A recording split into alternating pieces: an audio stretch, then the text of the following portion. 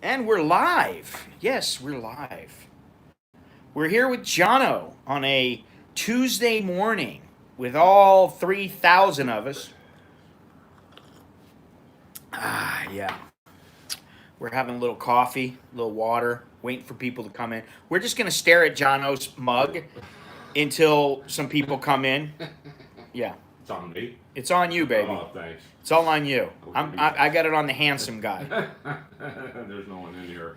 John's going to make me handsome later on. He's going to do a portrait of me. And no, I'm not going to be laying on the bed in my underwear or a G-string or something like that. It's a straight up professional type portrait. Yeah, let me just put case in point. I'm not an adolescent-minded person, but I take photographs of women, and why does everybody assume they're naked photos? Because that's what people want. That's what they want, and But you're old, and you need the 5 tabs of Viagra to get the job done now. Well, the truth is, people that do a lot of skin on nudity, that's very difficult to do. Well, really I have a well. feeling like maybe at the very beginning they're like sitting there doing the photos and getting woodies, but then after a couple times, it's just like listen, you see enough. Your old lady lays next to you naked long enough. You're not laying there with a heart on all the time. No. That's how it works. Hey, Tom. Good morning. Good morning. Good morning, Mr. Tom O. Tomo. Tom O. Not John O. But Tom You know how O. I got that name? No, I don't want to know. Okay. Do I need to know? Yeah, well, It's not anything because perverted. my hearing was so bad. Oh, you'd go, oh. No, they would say John, and if it was on a golf course or something, I couldn't fucking hear. So when the girlfriend started calling me Johno, and it kind of stuck. It did. I understand, but what is the purpose of saying John O? I could hear John O better than John? Sounds like a lot. Like, to huh? separate- Yes. Huh? Yeah. I think most Thais He are calling me. all. I think most He Thais all. are talking to me when I walk down the street. You're like, huh? What'd you say? Yeah, I do. Hello, Soy Dog Cowboy. Hello, guys. Skip. Hello, Sean. Hello, Mr. Longhorns. He said naked. He wants the naked photos. That's not going to happen. No. Yeah, that's a kettle on the stove. Jono just made me a nice cup of coffee. I'm still waiting for him to make me the bacon and the sausage and all that, but You missed it by 1 minute Yeah, this but- morning. I just finished. he finished it all up. There's none left. His refrigerator is bare now. When I close it echoes inside. It's so empty. Another one of those jokes. You know me. All right, You so must know it me is by very now. hot out, Jono. It is. Jono is upset because it's very hot today. Again, It's visibility. it's 84 degrees. It's currently 80. Wow, man, that's light. What is it? You need more light. No, I need less light. Less? It's all right. Don't worry about it. We'll get by. I got a shiny head. Yeah. I don't know why it's like that. Wasn't that way before, but all right. Anyway, 84 degrees right now. 93 feels like 93, and it's 78% humidity. Gnarly. Winter lasts about 2 weeks in Bangkok. Yeah, exactly. What else? The Thai baht is 30.28 right now. This morning it was like 30.16, and now it's gone up in the last couple hours to 30.28, which I'll take it. Anything up is good. However that sounds. But yeah, anything up is good. What else? Anything else? I already said the Thai baht. I already said the weather. It's hot and humid. It's hot and sticky. Yes, that's what she said. She said it's hot and sticky. Are we gonna? Yeah, we're starting it out in a bad way I here. have a lot to say as far as. Do you? So we're gonna talk about a few things today because I actually made a list. I'm actually prepared today. Believe it or not, I didn't have much time either. But we have a lot to talk about. But one of the things, and this comes from Johno. This comes from his mind. My small mind. His mind. This comes from Johno. He was talking about the last time we streamed that he didn't get to talk about a lot of things. He should have wrote them down because he's so forgetful. He forgot, and he didn't write anything down. Well, now he's written some things down. So one of the things that we wanted to talk about is the pet peeves that he has now. He's been an expat here for about 6 months, and now he has some pet peeves. And then I'm going to get into some of mine because one of them happened this morning. And, I bit my tongue. I shut my mouth. I tried to be, no problem, no problem, and that kind of thing, and I did it. But, I was on the edge there for a little bit because I was getting irritated at the guy because he was not the brightest bulb. And I say that I'm just being completely honest. So, but we'll get into that later. So I want to know, Johno's got a little list here. They're on, what do they call this? The Post-its? Post-it notes. He's got the little Post-it notes, and he's got a list of his grievances against Thailand. Well, we're not angry. No, We're irritable. We're grumpy old men. yeah, exactly. I think we got to start a channel, Jono. Grumpy old men living in Thailand. Something like that. I don't know. Grumpy expats in Thailand. No, we didn't have foreplay. Did y'all have foreplay before or wait for after? Ew. Ugh. I don't think Jono is, really cares about all that, but I'm strictly hetero. I don't float both ways. So yeah, that's a little yucky. Regardless, I wouldn't even joke about shit like Yeah, that. it's yucky. It's icky. Yeah. All right, so let's get into Yeah. what is your pet peeve number one? I guess it might come from coming from the States and everything. Yeah. Warm beer and cold women, warm beer. Hello, Beyond Trinity. Warm beer. Yeah, like you go into a place, beer isn't cheap at a bar here. Most of the time it's piss warm. They want to give you ice for your beer. Well, it depends on where you go. You go to the Thai places. Right. And that's what they do a lot. Right. If you go to some of the Western establishments, you're gonna be like Londoner or someplace in well, I don't know necessarily about in Nana because I haven't been there in a while, but you go to the right places and you're gonna get a cold beer every time. Yeah, when I say cold, I mean somebody. It's not like right on the verge of freezing. Yeah, it should be. I mean, as soon as you bring it That's outside, how you like it though. But Yeah. you are not in your Yeah, I understand. Well, neck of the they're woods. my pet peeve. This has Okay. no reflection on Thailand itself. These are just the way. So don't hate on them for. Yeah, don't. Come on now. Yeah, I could do take it this with a on- grain of I could do salt. this on any city I visited in Yeah. America. We could state our negatives about just about anywhere. All right, so like I say, you get a beer and I'm surprised that that's one of your pet peeves though, because it's such a it is a small. yeah, it's a very small thing. but it's But also an easy remember we thing. went the other day. We went to that little Japanese place, Yeah. and the beer was cold. Yeah, I mean, it wasn't ice cold, I know. but it was cold enough. yeah. No, it's not a big thing. Don't get me wrong. I'm going to live through every one of these things, but another small item Uh-huh. is you need, as a Westerner, we use ovens, and Right. you need to have a You don't have one? no. Okay. Yes, I'm used to cooking things in an oven. I like to bake and Okay.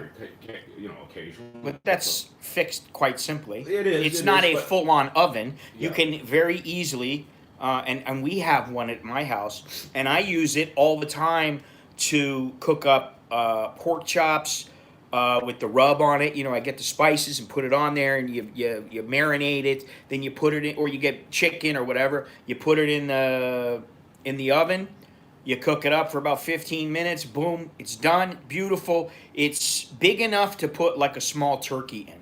Yeah, I want to cook a pizza myself. You but could yeah, put a yeah. pizza in there. You Yeah, put a small yeah. pizza in there. Yeah. I mean, Well, I've made my kids the little English muffin pizzas and made like Yeah. 6 of them at a time for them. Just Yeah. get a little tin foil. They're easy to clean, and so you could put one on your tabletop there, and they cost maybe $100, $150. Actually, this microwave Uh-huh. is metal. It actually has a heating element in it. Oh, really? Yeah, but it's in Thai. I haven't tried anything like that. Okay. All So right, that's another pet peeve. Yeah. Well, let's get Another back- one that I would not have expected, the whole, I've got to have an oven. But yes, that No, is a I'm just problem saying- that some people I'm a cook. I would expect that in this place you have an oven. Yeah, Did you ask the guy? places- No, there's no reason to have one for. Yes, it is difficult beyond Trinity to, unless you're paying some serious money. Yeah, you can find them in 2-bedroom high-end condos now. Well, most of the high-end places are going to have a full-on oven. I mean, it depends. It depends on what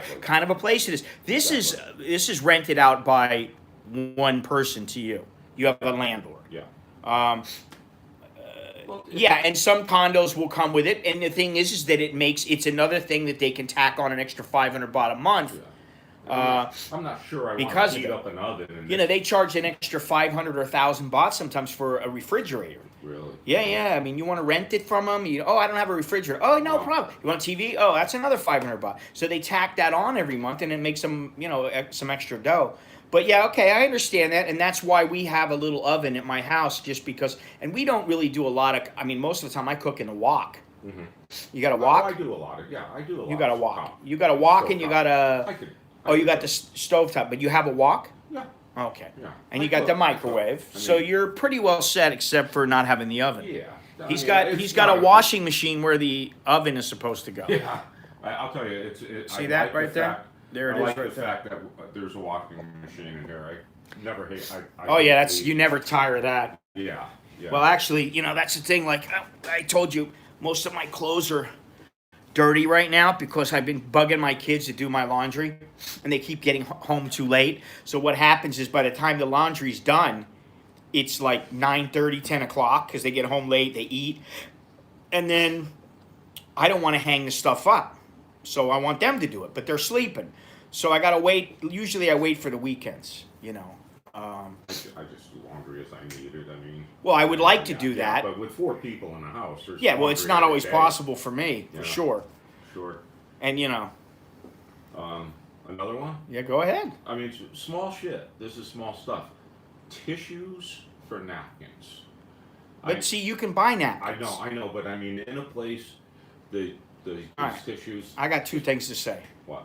Wet wipes, Yeah, bring your own. yeah. I actually do bring a folded up towel when I go to eat. I went. to Although I do understand that, it's It's like just- it defeats the purpose. You got your hands, let's say you're eating some gayang or Right, something, and you got stuff all over your hands, and then you go and reach, and you got this little tiny, it's like toilet paper. It looks like a napkin maybe, but it's tiny, and you wipe your hands off, and the thing falls apart in your hands. Yeah. I mean, these are small things that are. Yeah, but that is an irritant. I will it admit is, that. It is. And I don't even think of that anymore most of the Yeah, time I know. because I'll tell them, give me more napkins. Yeah. I'll tell them, give me more tissue, and I'll grab a whole stack of them, and I don't care if the paper costs money Yeah. and it's gonna cost them. I don't care about that. I care about and my hand's gonna be clean. Yeah. And then now I'm usually carrying some wet wipes with me. I didn't used to. But Gennaro, what's happening? Hey, Gennaro. So yeah. Anyway, so Okay, as long as we're on the restaurant theme. again. No, beer hours. Oh, that is a big pain in the ass. You It's know- not just beer; it's alcohol. Alcohol in Yeah, general. that's a pain in the ass. It's just stupid. Well, you know what that is? That's Big Papa telling its kids what they can and cannot do, and watching over them and saying, "You should not do this. You should not do that." And frankly, I don't think it makes a bit of freaking difference because look at how many people died over the New Year's holiday and the holiday season. Look how many people died here.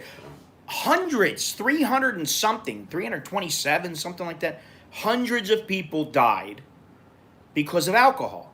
And so obviously, if it, it's not making that much of a difference because it was like their highest number in years. Yeah. So, doesn't what's the deter. point of it? Right. It wouldn't deter me because the thing is I'm not like fighting to get booze. Oh my God, I've got to have some booze or I'm going to die. Yeah. I'm not doing that. No, but no. once in a while, I've said it before, I'm like, oh, I'd like to have some wine. We're running out of wine at the house. I want a bottle, And then it's like I go to get a bottle of wine and it's, 2:30 and they're closed for 3 hours. And I'm like, well, I'm going home. This is the last stop. I'm not going to go all the way home and then come all the way back just to Right. get a bottle of wine. The first time it happened here, a fellow told me, and I guess he was misinformed. He said, "Oh, that doesn't happen at all Family Mart 7-Elevens. It's because we're by a university." No, that's not true. No. But there are some little mom and pop shops that will sell to you. Yeah, I have one. Right. Yeah. So then, what are you bitching about? Yeah, well, no, it's not that. It's just not that. It's just a inconvenience that I have a 7-Eleven. No, it isn't. It is an You know, inconvenience. I don't want to walk with beer bottles. See, but that's to me, that's a deeper problem. That's not only about the booze; it's about the mentality of the government that they need to take care of their people. Yeah. And so, I mean, And and the people are not capable. What it is to me is the people are capable of taking care of themselves, absolutely. but they don't feel that way. Right. Right. The greatest thing about military-based alcohol is still 24/7. Yeah. Here they're sold. What is it? It's 2 to 5. They're not sold, and then it's like, what is it? 6 to 10 or 6 to 9? Is that what it is? 6 to 10. Something like Yeah. that. I don't even remember half the time. That's part of the problem. It's kind of like the plastic bag thing. Did you see that there was a lady complaining about how not letting her use plastic bags, not giving her plastic bags at the grocery violates her rights? It's offensive to her. It's funny, This is a Thai woman. I saw. I don't know. That's where, so funny. I don't know where it was, but the Thai's answer to using plastic bags, they showed different people. People are bringing suitcases. Oh yeah, I know. One guy had Boxes. a parking cone upside down, and he was filling it up with his groceries. Johno needs a mic. Oh. I could have brought the mic. I should have, Oh. coulda, woulda, but I'm gonna put it a little bit closer to him. So I think I was just down for some treats down at 7-Eleven, and she did ask me if I wanted a bag, but they don't have them right on counter. Yeah, no, they do have bags at 7-Eleven, but they don't want to give them to you unless you absolutely need them. Right. And a lot of people are carrying backpacks. Sure. And that kind of thing. Maybe I you guys should sit closer together. We're a foot apart from 2 feet from each other. What do you want us to do? How's I mean, that? how much? My knees are rubbing. How's this? Jeez Louise. The production company didn't show up today for our 2-camera. Yeah. Sorry, Okay. guys. Okay, another one? Well, I don't know. How many more do you got? About 40. About 40. I'm kidding. I tell you what. I'll tell yours. Right. Yours are about inconvenience. Yeah, and that's all they are, is peeves. Mine are a little deeper than that. Okay. And I don't, not that really means anything, but what it does mean to me is it shows the difference between somebody who's just come here and who hasn't acclimated and said, I don't give a shit. To somebody who's been here a long time, Right. or to somebody who hasn't been here a long time who's going, what the hell? You find little workarounds. But Yeah. one of the things that bugs me here, I'm going to get into them real quick here. One of them is the whole loss of face thing. Yeah. They place a lot of emphasis on that even now, and that in itself can be problematic for people, for everybody, not just Westerners, but Thais also. Gennaro brings up a point, which is one that I bitched and moaned about, which is the little trucks that drive through the village. You don't hear it. You hear it with your mosque down there. But in my neighborhood, it's a village. I know. It's considered a village. It's like a little Loudspeakers. track of houses or whatever. But they drive down the street. They're selling lemons. They're selling garlic. They're selling cucumbers or whatever. And they've got the loudspeaker on at 6 o'clock in the morning, and they're screaming and yelling. Come outside. Oh, now you can get it for $3 instead, 3 baht instead of 10 baht. Oh, super special for you, mister. That kind of thing. Yeah. And it can be irritating at times, especially when all is quiet and all you hear is some loudspeaker that you can barely understand what they're saying. Mm-hmm. Okay, that to me is also an irritant. Thank you for bringing that up. Yeah, I've been in the neighborhood with that. Oh yeah, here's the Nightbot. Yeah, don't forget about Hong Kong. I got the GoFundMe going. That's all I'm going to say. I think you guys know by now. Most people watching, if you don't, look into the GoFundMe. That's all I'm going to say. The other thing is, and I've really tried to ingrain it into my kids, not just to go, Mailu, I don't know, what, I don't know. You know, because many times you'll ask a Thai something and they just go, Mailu, you know, and it's, I don't know. And what the pet peeve of mine is their lack of critical thinking. It's very difficult to sit, unless they are somebody highly educated, they've lived outside of Thailand or something like that. Many of them, to have a conversation that delves into the whys and the wheres and the hows and the why shouldn't it be this way, why should it be that way, and you get into critical thinking, I think it's difficult to find people like that. And I used to be around some people that were very educated for Thais. Most of them had been outside of Thailand several times, but they still, for some reason, had this mentality of, you know, like, might been right, oh, I don't care, you know, oh, whatever. And I think that, not to bring up politics, because I really didn't want to get too far into that right now, but I think that when it comes to politics, that's, people are apathetic, and you know it's the way that it is around the world, but especially here. It takes a lot to get people involved. And I met a guy on the way over on the boat. This little toothless guy, he's wearing a yellow shirt, and I thought to myself, this guy is completely pro-government, and I was right. And because I showed him a picture from the rally the other day, the walk, with the billionaire Thanatorn, who's the head of the Future Forward Party. And he was like, oh, no, this guy's no good. He's no good, you know. And I'm like, really? Can you tell me why? Oh, I don't like him. You know, and I was like, okay, so, but why is he no good? Yeah. Because he wants democracy? And he's just like, hey, he's no good. He's no good. I'm government, you know. And I'm like, oh, okay. So he's loyal to the government.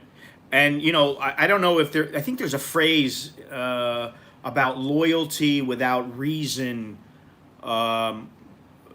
Having a reason is, I forget what the whole phrase is, but there is somebody coined some phrase about loyalty without reason.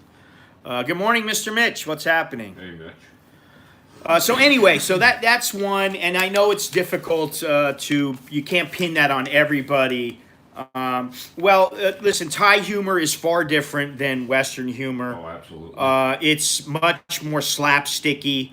I don't get Filipino humor. I don't get Cambodian humor. Right. I don't get Asian humor. Yeah. And Thai humor, I see every once in a while, I'll see my wife watching some show. She found on Netflix that they have some Thai shows now.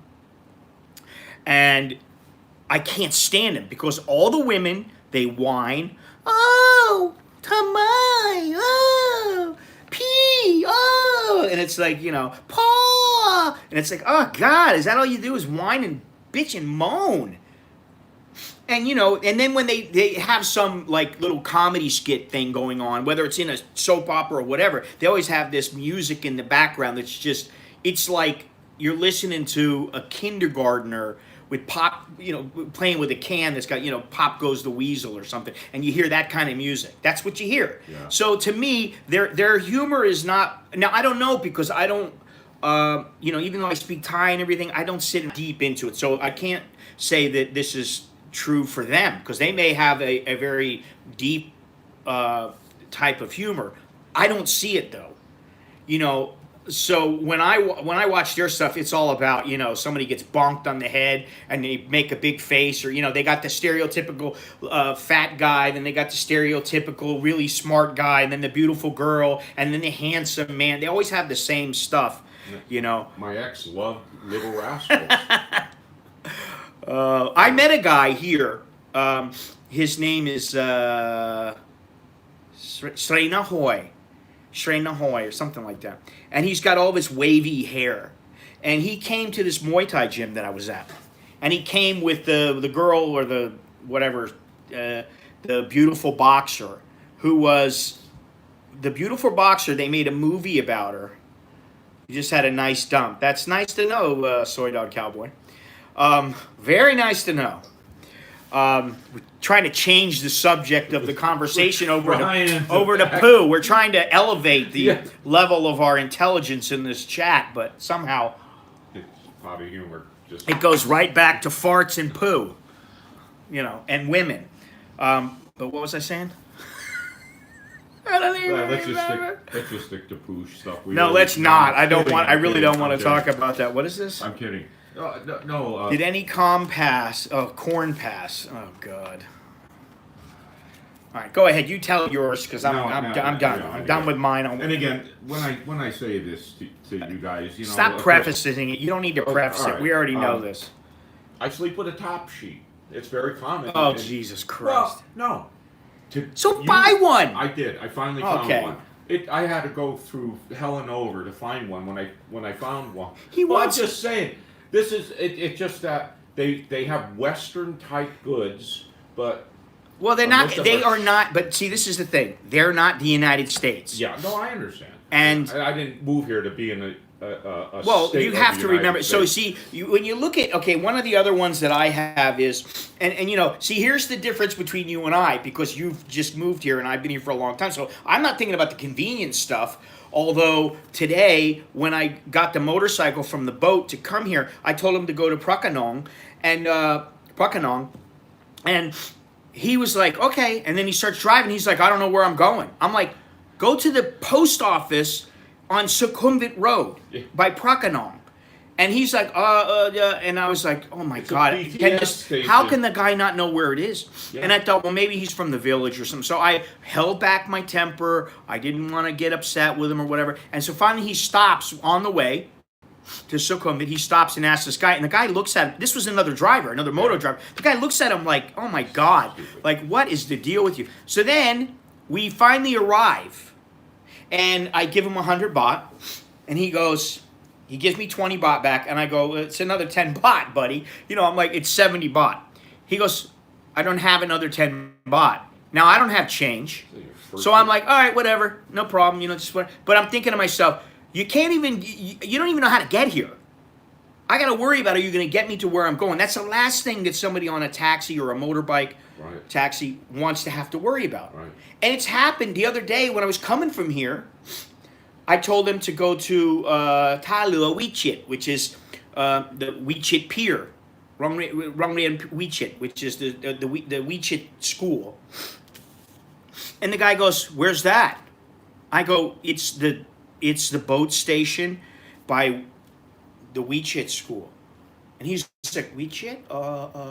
And then I had to look at the thing, and it was like Wichit, blah blah blah. Blah. It was like this long word, but everybody knows it by Wichit. That kind of stuff bugs me, and that is a convenience thing. Yeah. But you know, it's like because I just expect if you're gonna pay a driver, the driver knows where to go. It's like nowadays there's absolutely no reason, and if you don't know where it is, then why are you driving? Why don't they test these people? You know, why don't they test them and say, hey, you passed the test, now you know where to go. Like many other areas, they do that. You can't become a cabbie unless you know where you're going. I was told that possibly in some months that a lot of people come down from the north to drive taxis. Yeah, that happens. So they don't know, and that I happens. just assumed that. Okay, but is that your problem? No. Is that No. your fault? Especially when I can't speak I mean, fucking you word know, of Thai. I mean, really, if they're going to drive, they Yeah. ought to be able Yeah. to. And, you know, in fairness, I think the government allows them to just drive without being tested because they know that they need the money. Well, So, you know, you can't blame them. It's one of- it's just frustrating sometimes. One of my friends was wasn't taking Grab. He was a tourist here, and he said I tried to tell him the hotel name, and I said, you know, unless it's a huge hotel on Sukhumvit, they don't know hotels. They don't stay in hotels. They don't know where the hotels are. a lot of them do, but, Yeah. you know, it's hit or miss because I said, just some find of it. them are knuckleheads, some of them are new, some Yeah, of them, yeah. you know, they make believe they don't know and they take you the long way, you know. And when they see me come in, all of a sudden they said, "Oh, I'm so hungry." Right? They always bring up, "Oh, I need." Oh, food." I I'm always like, get. I need to stop and get gas or whatever. "Yeah, that's annoying." When you tell them how you want your food prepared, and they prepare it the way they think you should like it. Oh. Yeah, they do that. Like I told you the story about in the curry place. I went to this curry restaurant, and I said I want it spicy, and they go, "You want it very spicy, like Thai spicy?" And I said, "Yes." I said, no, "It's no problem for me." This is 6 months ago. Now it might be a problem. And I said, "Yeah, I want it really spicy." And they gave it to me, and it was like no spice. And I was like, what is this? This is not spicy at all. And they're like, oh, sorry, you farang, you know. And I said, oh, you know what? And it's that's something. And it's kind of like when you walk in and you tell somebody something in Thai and they're like, huh, what are you saying? They don't even understand that you might be speaking Thai. You know, when you go and you speak to them and they go, oh, you can speak Thai very well. And it's like, can you imagine being in the United States and you see some Asian guy and you go, oh, you speak English very well. You know, so it takes a little getting used to. But one of the other things, let me just get there. One of the other things that bothers me is the tourist industry, because they pimp out the areas, the area du jour. They pimp it out, and I don't know that it's sustainable. So you get a place like Koh Phangan, you get a place like Koh Samui, and after a while, that place is never going to return to being as healthy of an environment and ecosystem as it used to be, because they build and build and build because it's all about the money. And you know, China is notorious for this, and the whole Belt Road thing that they're doing that's one of the biggest complaints, is that it's going to destroy a lot of areas where the biodiversity is quite extensive, and they're never going to be able to recuperate. Recover. The area is not going to recover. There was a guy, and I was surprised to find out that he was dead. I've talked about this guy before. His name was Alan Rabinowitz. He was the head of Pantera. He's a scientist, and he went to Myanmar and he made this thing called the Tiger Diaries. And I bought it a while ago, and I had it on disc. I don't know where it is now. Credit for showing me that's on. So what he did was he went into Myanmar and he had talks with the Burmese government, and he said, listen, I want to build a corridor for the tigers and for animals to go in where they know they're going to be safe. I want to be able to prevent any kind of logging, any kind of building in this corridor, and you make it a national park, and it goes all the way up into through several countries. And they said, yeah. And so, he was busting his ass. The guy had leukemia. He died from, I think, leukemia. And so he was on, it was like one of the last things that he wanted to get done. He got it done. They said, okay. And then now it's back to where it used to be. The way that it used to be. It's just, they're logging and destroying things, and the elephants have no place to go, and the tigers, they had a thriving tiger population, and they're going elsewhere, so they don't know if it's dwindling or what's happening.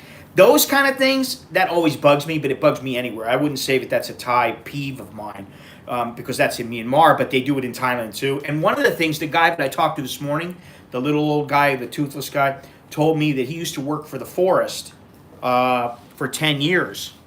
And I said, well, why'd you leave? He said, I don't like the way the people are. He was trying to tell me that they were corrupt. And this is the same area where all the elephants are and the tigers and stuff like that. And we just glossed over that. Oh, yeah, okay. But that's one of the things, is they're pimping out of the of natural just about resources natural resources and all of their things. Even the temples, think about how pimped out they are. They are just, I don't know where, you have to figure out there's a fine line, and you have to figure out where to draw that line. And I think sometimes they don't know where, and they'll run things into the ground. And it's like with China's doing some things with dams, and they're ruining areas, and they're preventing water from getting down. So they don't care. Yeah. All they care about is me, and the money they're going to generate. That's all they care. But when something happens and they lose out because of it, when other countries are losing out on their tourism, they don't care. You know what I mean? So that's something that really bugs me. Yeah, it's funny. I feel the same way about the ecosystems at Nana, Soy Cowboy, and Patapong. Overuse of the products, keep them pristine. I got a message the other day from a guy who was talking about how he doesn't understand why so many foreigners end up with older MILF-type women, like 40-something women. When you're like a 50, 60-year-old guy, 40-year-old guy, why are you with a 35, 40-year-old? when you could be with a pristine, I mean, even 24, 25-year-old. And, that was the thing. One of the big things that I know, one of the rules that I tell guys is, listen, she may look great from far, good from far, far from good. Oh yeah, Beyond Trinity. They've been not only there, but I think in Laos, and Cambodia, and there's somewhere else. I forget where it is. But anyway, she could look great. She's got a great body. Oh my goodness, man. You get back, you're like, hey, what's that? You grab her, and all of a sudden, everything falls out. She's had 3 kids. She's 25 years old, and you didn't know. You didn't know to check. Mm-hmm. And if you say to them, do you have a baby? They go, no babies. Never a boyfriend, never a baby. No, but they don't have a baby because the kid's not 3 months old. The kid's 12 years old, and she's 27. Yeah. She had the kid when she's 15. So, no, I don't have a baby. No, but you got a kid. Yeah. So you popped out a couple of kids. Well, so they're not as pristine as, what this guy's talking about. So I do understand that, but that's not a pet peeve of mine, and quite frankly, I really don't care about that. But it is something that some guys don't think about. Looks fade. Need more of that to make something work. Well, we're not talking about long-term, soy dog. We're talking about short-term, like 2 hours. Tomorrow, if they're lucky, they get to spend the night if they're lucky. Go ahead. You got something else? Just one more. You got 2 more. I was here. I know you got 2 more. Go ahead. 10 years. 10 years ago. When I was here about 10 or 12 years ago, they had just started the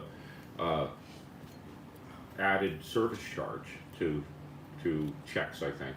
And I was with the family at that time, and they were very vocal about it, that the service has not gotten any better. They should be able to determine a tip. Oh, you mean a tip? The tip. Yeah, they add the 10%. Yeah, I mean, I hate that. I don't like it because I'll tell you the truth. I've had wonderful service at places that you would not expect it. Right. And then I've had just the worst service. Yeah. Like, I'm sorry, I'm giving that's you... pretty rare, to really? be honest. For me, I don't really get terrible service most of the time. Sometimes I'll get, a place where there's like 4 or 5 staff members standing around, and maybe I'm the only person there, and they're a little slow. Yeah. And, they're standing around, grabbing ass and joking and stuff. And I don't particularly like that, and I'll tell you something. I was in the airport down in, I think, Krabi many years ago. And I'm sitting in this airport, and I'm in like a little cafeteria. It was just me and this Thai guy. And so I made my order with the girl, and I waited and waited and waited. And I mean, I waited like 20 minutes. And it was something, like fried rice with an egg on it or something. And I was sitting there just going, I'm like, what the hell? My plane's going to leave in a while. And I'm like, I don't want to eat on the plane. I just want my food. And so the guy had placed the order right around the same time as me. And so there was like 5, 6, maybe 8 of them. I don't remember. There's a lot of them.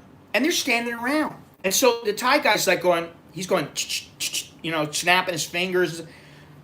And nobody came.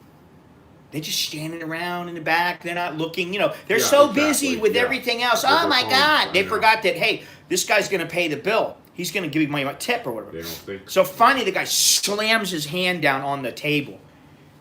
And he says to the girl, what do you think? You think I'm here to watch you walk around? He's like, I want my food. Where's my food? Yeah. And about 2 seconds later, the food came. Of course. Oh, sorry. And I tell you, there's one thing that I go to. I used to go to Black Canyon Coffee. The Black Canyon? Yeah. I never go there anymore. I've never been back because, and I tell this story every once in a while. I went in with my wife. We were alone. We place our order. My wife gets her food. And I'm sitting there. 20 minutes go by. We're the only ones in the whole place. Same kind of story. People walking around, After about 25 minutes, my wife goes, hey, where's your food? And she asked the girl, hey, where's his food? And she goes, Batman, wait 1 second. She goes in the back, and she comes out.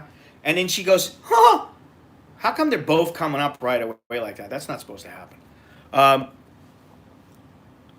Hang on a second. I can't get rid of it. Sorry. So the girl comes out and she goes, sorry. Oh, we forget. And so I wrote back and I said, listen, I pissed my time away. I wrote to the Black Canyon. Yeah. But it went to the U.S. office. Oh. And they said, you know what? They're a Thai-owned company. We have nothing to do with them aside from the franchise fees. We're really sorry, but we can't do anything about it. And I said, you know what? That's okay. I never have been back, ever. It's been, I'll have to ask my wife, had to have been 17, 18 years ago. I've never went in there. And there have been some times when I'm like, man, I could use a coffee. And I'm like, that's the only place. I'm like, I'm not going there. I just won't do it. And I know it's probably, cutting my nose off to spite my face. But, that kind of thing, that kind of mentality, that's an irritant. And, it's an irritant anywhere. It's not just a Thai thing. Mm-hmm. So I wouldn't put that under my list of my peeves. But the other one is the poor education system here. That, I know you don't have anything to do with that one, but that kind of goes hand in hand with the lack of critical thinking. And, it's just not good. And I'm very fortunate because nobody with a clue is going to Nana, Cowboy, or Pat Pong. World-class service is hidden. I don't know what you're talking about there. There's a lot of people that still will go there. And they'll get decent service because the person who shows the money gets the service. It's as simple as that. Yeah. You go and believe me, I've been with guys who are throwing around hundreds of dollars and, getting bucket after bucket of ping pong balls and those kind of things. And believe me, you get service. You have no problem getting service. But that's not how it works. Really, that's not how it should work. Let me see. I can't read here. Another one is that they're supposed to open at 6 a.m. and you're standing out 6:18 and watching the workers not open the doors because they don't have the fucking key and they're waiting for the boss. Oh yeah, that's something. But you get used to that. You just go, and sometimes it's a pain in the ass, especially if they're really late. Yeah. Or be like it'll be like, oh, she went to the toilet. She come back 2 minutes. She must have been taking a dump because it took 20 minutes. Yeah. Really, she's rubbing one out or she's talking to the boyfriend or whatever. That's how they are. Yeah. And I can't say that that's always a Thai thing.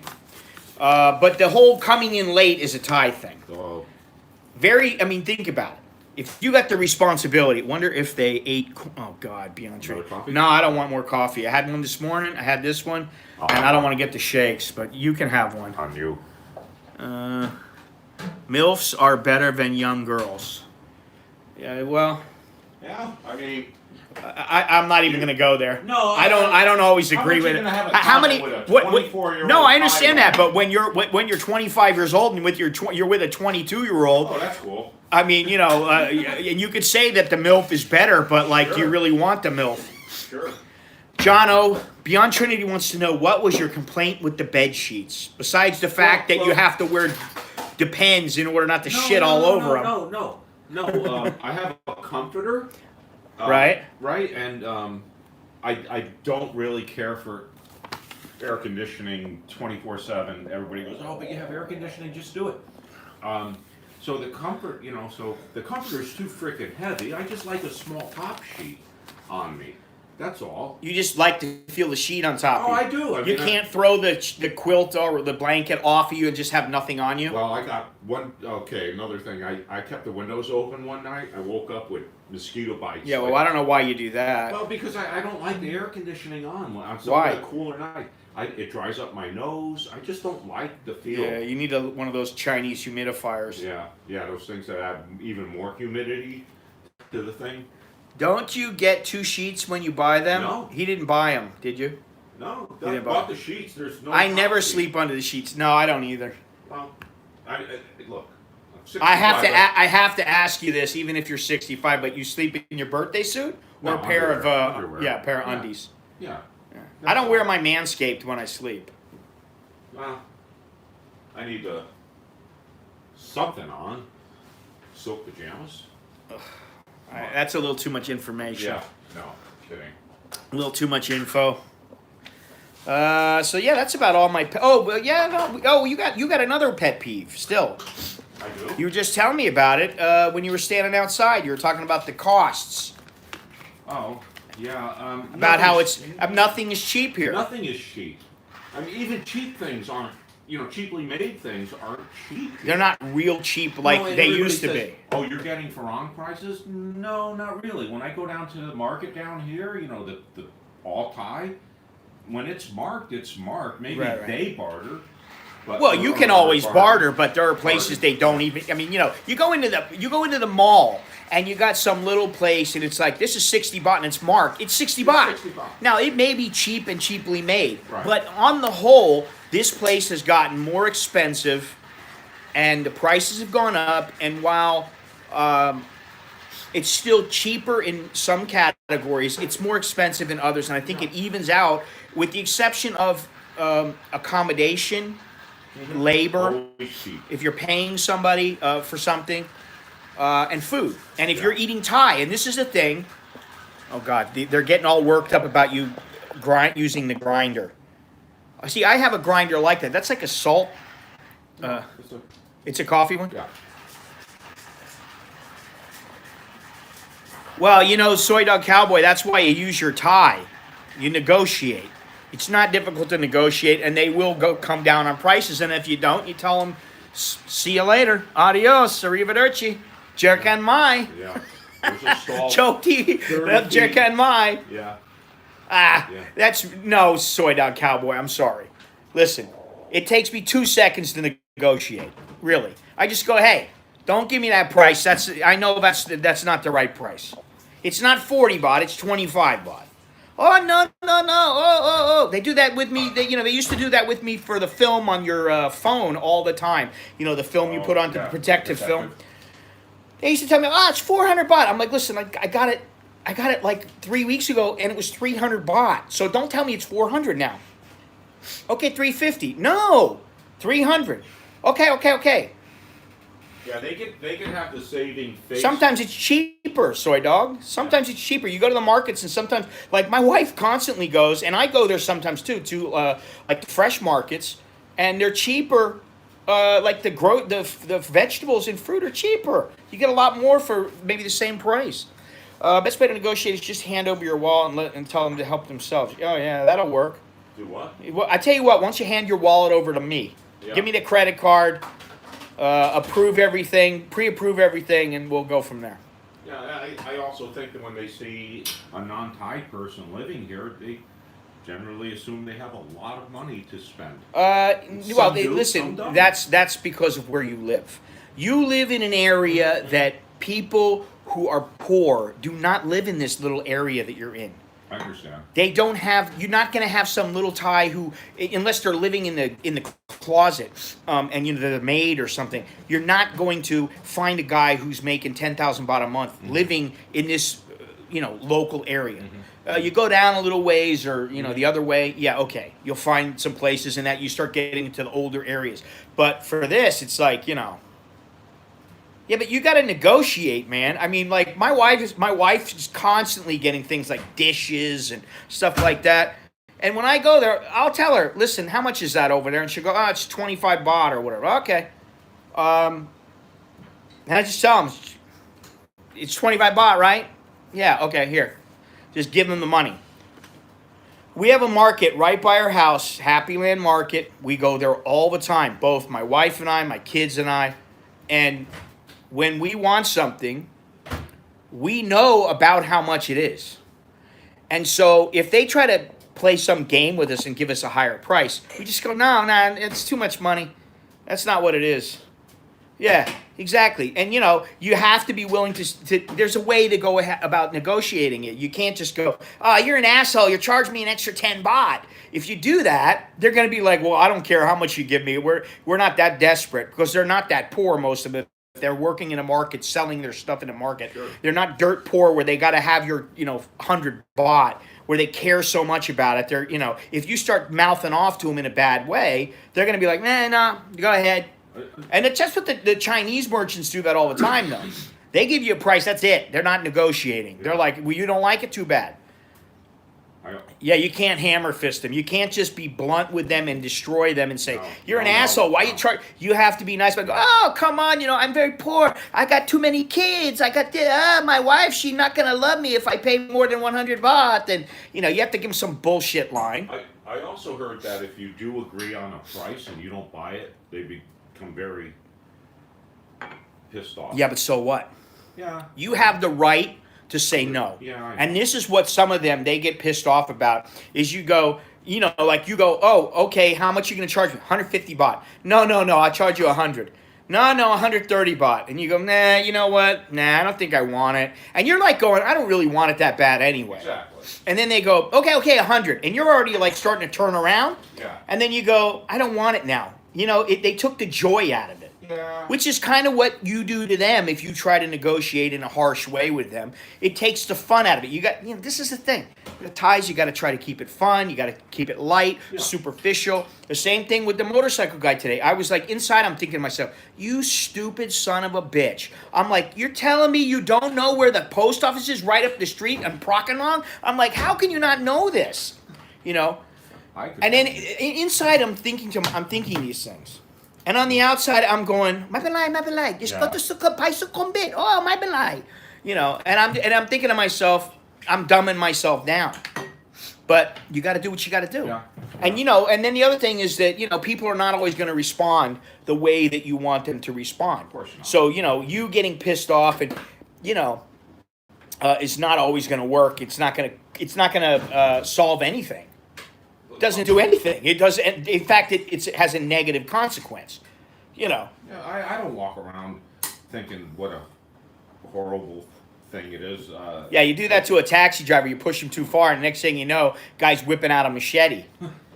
I'm serious. Machete, tire iron. Sure. You know, if any, I'll give you guys I wasn't. The Prakanong post office is close to Johno, so I tell them to go there to Prakanong post office. It's just, you know, like 100 meters past there or whatever. I tell them to go there, and then that's how I get here. Not a pet peeve, something on the other. I have one of those too. Yeah, go ahead. The very fact that I can order food from 2 provinces away and have some guy bring it to me on a motorcycle. Well, it's still in Bangkok. No, I'm just kidding, but you know. In another city or another area. And they come over and I'm like, you gotta be kidding Yeah, me. well, that is a great thing. Oh, it is. The way that they deliver food. Listen, yesterday I ordered, I thought to myself, I'm going to go to the grocery and get some, and I thought, Jesus, I don't feel like going to the grocery. Got to go over there. Then I'm going to sit and I'm going to be like, I'm going to have a coffee. Yeah. And before I get out of there, I'm like, man, I spent $20 and I don't want to spend the $20. I can get more by not going. I'm like, you know, I'll just save it or whatever. Then I thought, you know what? I haven't ordered food to be delivered in a while. So I got a couple of things. And then I said, oh, Alex has been eating peanut butter. He puts peanut butter in his oatmeal with fruit. Yeah, you said and that. Mixes it all up because it's high protein. Good. And it is good, actually, because he's let me have a couple bites of it. And so I thought, well, we're low on peanut butter. And I thought, I wonder how much it is. It was on sale for 131 baht. Down from about 179, 189. I was like, wow, okay. So I save like 120 baht. If I buy 2 of them, I'll save like 120 baht. I'm like, oh, and I need some of this, I need some of that. So I bought a couple things. I ended up spending 500 baht. Yeah. But they delivered all the food. And I was like, oh yeah, are you kidding? Alex ate that mucho macho burrito. That was legendary. Which one was this? Alex, when he went home to Florida before, when we took him home, we went to this Mexican restaurant, and he had this thing called the Mucho Macho Burrito. And it was a burrito about this big. Football? It was like a small football. Burrito? Yeah. And I was like, you can't eat all that. Just cut it in half and put the rest of it away, you know. And he's like, no, I'm eating the whole thing. And I said, okay, up to you, you know.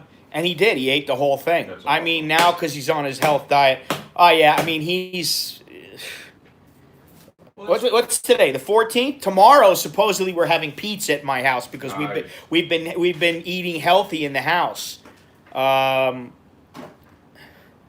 but the burning season down here in Bangkok doesn't affect me. No. I mean, that's what I forgot to say. Right now, the pollution index. Right before I came on, when I checked, it was 127, which is sensitive for unhealthy. It was unhealthy for sensitive groups. But the burning season, like up north, it's horrible there.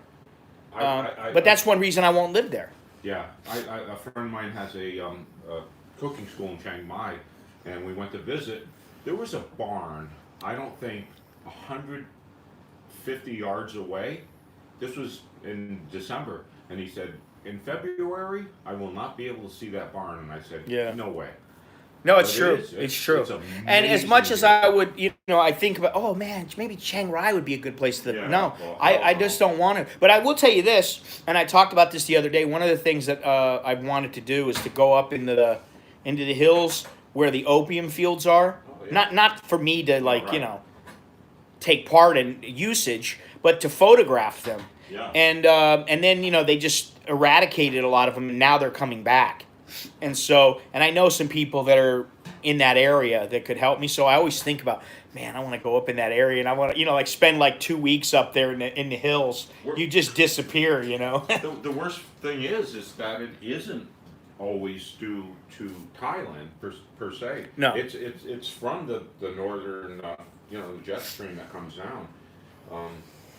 I knew about this when I came out here, and I don't have any asthma or allergy problems, but I could see them developing in this thing. It's been 5 days at over 140 on the average here in a row. Yeah. I actually did buy a mask. I can't stand wearing those things. Yeah, I don't like them either. Oh. And I wore a mask. I mean, I have a couple of masks now. One of them is it fits fine. It works Yeah. good. The other one, is the one I taped together. I don't have any of the little paper ones. Yeah. And I can get one. Obviously, it's pretty easy. But if you're, I think it behooves you to not live in Bangkok. Just because of the pollution and the traffic on the way over here today, I was like, you got to be kidding me, man. This is horrible traffic. And I'm like, and it was 9 o'clock. Yeah. So it's not like people are going to work. That was I was catching the tail end. And, I said to one of your viewers, was speaking to him on the phone, and I said I'm going to go you down. were? And I said I'm going to go down to such and such, but I'm waiting for the traffic, the BTM. Right. He said, oh, it won't be bad at 10 o'clock. I said, when's the last time you were here? Yeah. It is crazy. But they are building more to alleviate that and extending it. They're extending it is only making it more crowded. Well, yeah, more people are using them Using now. it at the end. And this is the thing. There's going to be a point where, hopefully I'm like, all right, that's it. We're out of here. The next video I think that I'm going to put up, I put one up yesterday. I think the next one I'm going to put up is from the south again, and I'm going to show the drone footage and all that kind of stuff. But I like being, there in the middle of nowhere where you don't have to, worry about traffic and everything so much. Yeah. Johno has an infection. No, not Not that kind. he's not infected or infectious. He has an infection, a finger infection.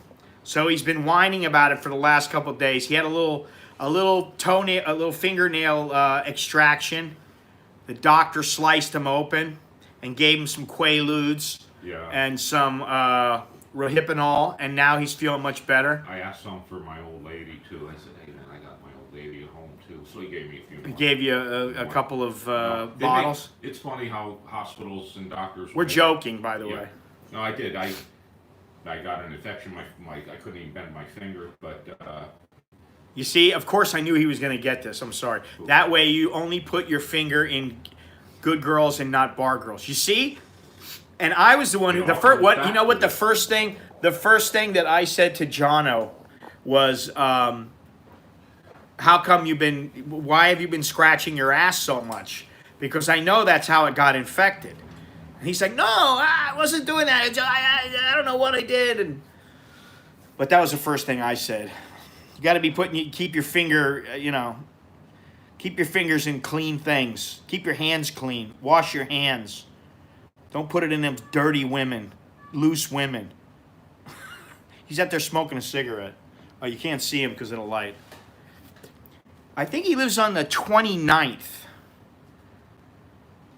He put it in my toot. How come it's coming up twice in a row? It's not supposed to do that. Is it the same one? Yeah, they're the same one. Well, double reminder. I'm trying to get back there. Which, while we're on the subject of Hong Kong, there is a big protest this weekend. It's called the Universal Siege on communists, on the Communist Party. That is what the march is. And a letter of no objection has been applied for. Once they get that, that means it's legal. But for some reason, even though the march or rally or whatever it is, whenever they're legal, that means more people are going to show up. However, it also means that the police, if they decide, we've had enough, they say, oh, people have gone off the route. They're doing things we don't like, so we're going to cancel it. And then when they cancel it and the people are like, no, we're not going home. We're here, we're marching, we're doing everything. We're not doing anything wrong. That's when all the tear gas gets fired and all that. So this weekend promises to be enlightening. There's still a lot of people recuperating over there. So that's what's going on there. And, you know, I have to say, since we're talking about Hong Kong right this minute, if you have been following the news, which I know there's a lot of people who don't. Oh, Jesus Christ. Anyway, I'm not even going to get into that, Stephen, because you're going to take me completely off track, and I'm going to forget what I was talking about. The executive director of the Human Rights Watch, his name is Kenneth Roth. He came into Hong Kong. He was going to give a speech about the human rights issues in China and in Hong Kong. And they banned him. They blocked him from coming in. They said, no, you can't come in. And they said, the reason is that you are, what did he say? You are instigating problems and you're not telling the truth about China. So the human rights organizations who really, okay, granted, you know, they get funded from various sources, but anybody who is committing human rights violations tends to not like the organization. I got no problem with them because I don't, you know, listen, I think there are some basic human rights that everybody's entitled to. But they didn't let him in, so now he's going to give his speech at the UN, and China is pissed off, which doesn't surprise me. And what is so funny is the very same day that they blocked him, this, what is it called? What is it? It's some Hong Kong PR agency, apparently hired by the Hong Kong government, put out a video that says, hey, Hong Kong is on. Hong Kong is on. And what they mean by on is we have freedom of speech. We have freedom of assembly. We have great business practices here. It's a great place to do business. It's a great place to live. It's a great place to be. And people are just trashing this organization or this company because it's like on the very same day that they banned the guy from the human rights from coming in, they blocked him at immigration, said, no, you can't come in. And here they are putting this, it's out on Twitter. I think if you go to my Twitter, I think I've got it up, the little video up, which is kind of strange. But also apparently this man who didn't live in this government housing project found himself up on, I don't know what floor, the 30th floor or something. Somehow he squeezed through this little tiny window. And then you see a hand reach out and it looks like push him out of this little window. And he fell to his death. And of course the conspiracy theory, what am I trying to say? The conspiracy theorists, they're all saying that he was killed by the police and blah, blah, blah. And then you have, yeah, I mean, you know, it happens. And this is the thing. So to say that, you know, you really truly have freedom of speech is untrue. But he's saying, Beyond Trinity's saying about how they won't grant an Iranian permission to come in and speak before the UN and state how killing that Soleimani. Now, I'm sorry, I have a hard time seeing it from Iran's point of view. if the guy kills, hundreds, if not thousands of people, why are people apologizing for his death? I know. Mm-hmm. So it's not okay to kill him, but it's okay for him to kill a couple thousand people. Where were they when he was killing all these people? Exactly. How come they weren't speaking out? And I got to say that Trump apparently trolled Schumer and Pelosi. He put them inside of, what do you call the gowns that the... No, the hijab is the facial thing. I'm talking about the whole thing. Yeah, the whole get up. Yeah. The whole get up. The burqa, it's not the burqa. What's the whole, is the gown the burqa? No, the burqa's the facial thing. I thought the hijab was... No, I think the hijab is the head dressing or whatever. Yeah. Mr. Longhorns, can you tell me what that is? Whatever. He put him in. He shows them in their Muslim getup. He shows it is hijab. I thought it was hijab.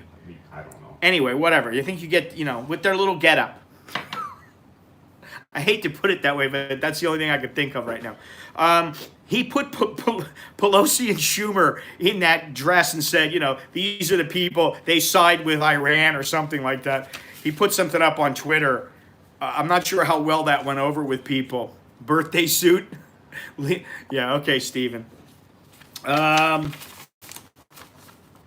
So, there's a civil war going on in America. Like I said, civil war with no bullets. So what was one of your other peeves about what was the other peeve you had? Didn't you have one? Nah. I was going to say that one thing that I think has gotten better in Thailand is that more Thais speak English now or understand English. They don't speak it very proficiently. Some do, of course, but I think that more and more people are starting to understand and be able to speak at least some English to communicate with people from the West. Well, it's funny you say that because I thought I read somewhere they do want to bring back better English. Excuse me, in the schools, and an older Thai gentleman, I can't help but say, wow, your English is very good because they, an older fellow, right? And he said, well, we were taught English, and then they forgot about English for a very long time. Right. So that's why you find older. I just thought because. Well, and some of them, they were involved with Vietnam and the Americans when they were here. A lot older. I met a former Air Force captain years ago. That he was stationed in California for years. Can you guys hear Johno?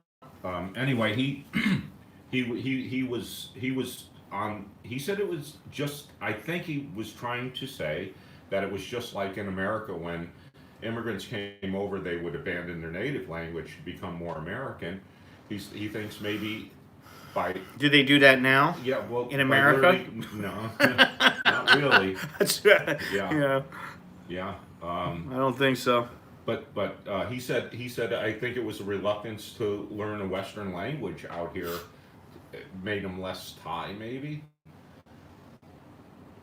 Anything to not have to learn a language, just like I justified not taking language classes here too. Well, you should. I at least take a little basic 20-hour course to learn the basics. Hello, how are you? Yeah. Go left, go right, all that kind of stuff. I could do almost that now, but it's not. Yeah, it you doesn't can't flow. No. Yeah. And so a lot of times they're going to look at you and go, "What? Yeah, what are you saying? Exactly. Huh? Why you? Because you can say "Sadi krap." Now all of a sudden you can speak. Yeah, Well, I know there's a lot of people out there that they know the words, but they don't. What I always say, and believe me, my Thai is not perfect by any means, but what I always say is listen to a Thai, say a phrase, and then mimic them, and then you'll get an idea of the tone. True. And then you remember, okay, well this is this tone, this is that tone, and so you start learning. Slowly but surely, you start picking up phrases, and that's how I learned how to read Thai. Is I would look at I always say this because the first word that I learned was to read was Coke, because of Coca-Cola. Right. On the can, they would have Pepsi, they would have Coke. Right. So from sodas, I would say, oh wow, that's Pepsi. So that's it, and we go see, like that. And then I would go, oh, so that's how it works. And then slowly I started picking it up. And I still, like there's things I can't read, but for the most part, if the writing is clear, then it's much easier for me to read. Sometimes, people write and it's not clear at all, Right. and it's a lot more difficult to read that way. But when you see something like, especially something that comes out of a computer, the letters that come out of a computer, it's much easier to read. And once you learn, oh, this is that sound, this is this sound, oh, this sound goes with this, and this is the rule when you put this at the end of the word or whatever, this is how it sounds. So, but yeah, I think getting back to what I was saying, the more and more people now are speaking English here, and it is getting, I think, a little bit easier for people because their tourist industry is quite developed here now. Not that I like to hang out in tourist areas, and neither do you. I still believe that you need to go somewhere outside of just your little, Same. 1 mile Same. area. No, it's not same. I don't know. I've been to different areas. I just feel like it's just like my area, just a little different.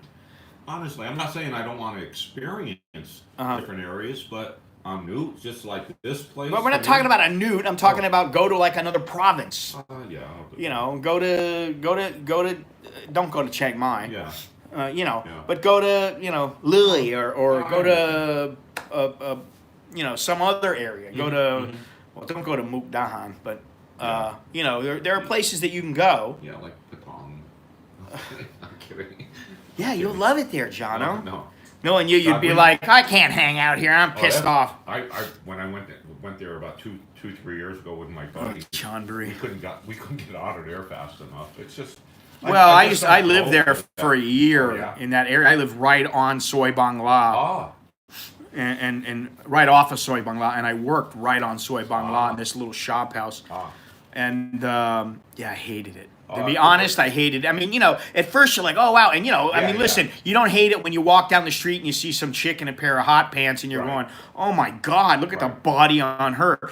But, that only goes so far. Yeah, it does. It does. Especially for old guys who, honestly, don't really care. I know, I don't know how many of our audience here has been or coming to Thailand. Hey, everybody needs to see a temple. Everybody needs to go on a river. Every man needs to go down Nana. But I'll tell you, honestly, after the first or second 1000th time Gennaro, how many times have you been to Thailand? Gennaro knows a lot about Thailand, but I don't think he's been here. Yeah, you can learn a lot by YouTube. Oh, Beyond Trinity wants to know if you can demonstrate the proper use of the bum gun. Absolutely not. I thought it was for cleaning the... No, I'm kidding. You're gonna go the Chuck route? You thought it was for the maid to clean the toilet? It was so funny because my ex-wife's nephew, when he lived in America, he needed one. He had to have one put in, and I said, generally you need a kind of a drain on your for the overspray in your bathroom. No. He made a mess of stuff over there. I mean, I don't get why people have such a hard time. How do we get on this subject? We're talking about now we're talking about a medical issue because, cleanliness it has to do with hygiene of the anus. Why are we talking about... Can I take a side story here? Please take a side... A lot of people say, are you eating a lot of street food? And no, I don't. It's simply because... what does that have to do with the bum gun? Well, hygiene and sanitation at... Let me tell you something, Johno. I've eaten just about everything in Thailand that you can eat. In the beginning, in the end, I've used the squat toilets. I've used the bum gun. I've used the, pour the water down my ass crack, use my hand to wipe my butt. I've done all those things. And I can tell you that unless you have a nasty case of diarrhea, it doesn't really matter. And when you use the bum gun... the drainage, it falls right back into the toilet. You shoot it at an angle, and the water comes right back down. And any extra dingleberries are generally knocked off by the force of the bum gun. And you angle it properly so that you don't, first of all, you don't shoot from under, well, if you got a pair of big balls, the water's not going to, get out. But, if you angle it properly, then you're able to clean yourself properly. And I you do know, use it, but I still use it with a conjunction of paper to dry. I just do. But let's get back. Let's get back to the. Sorry, you know, you can always use a wet wipe at the end. And I do. I do. It's not just the bum gun's not the end of the Beyond Trinity. What happens if you have a super sticky poop? I have seriously a super sticky poop. I mean, what are you guys eating that makes you shit to where you can't get the shit out of your ass?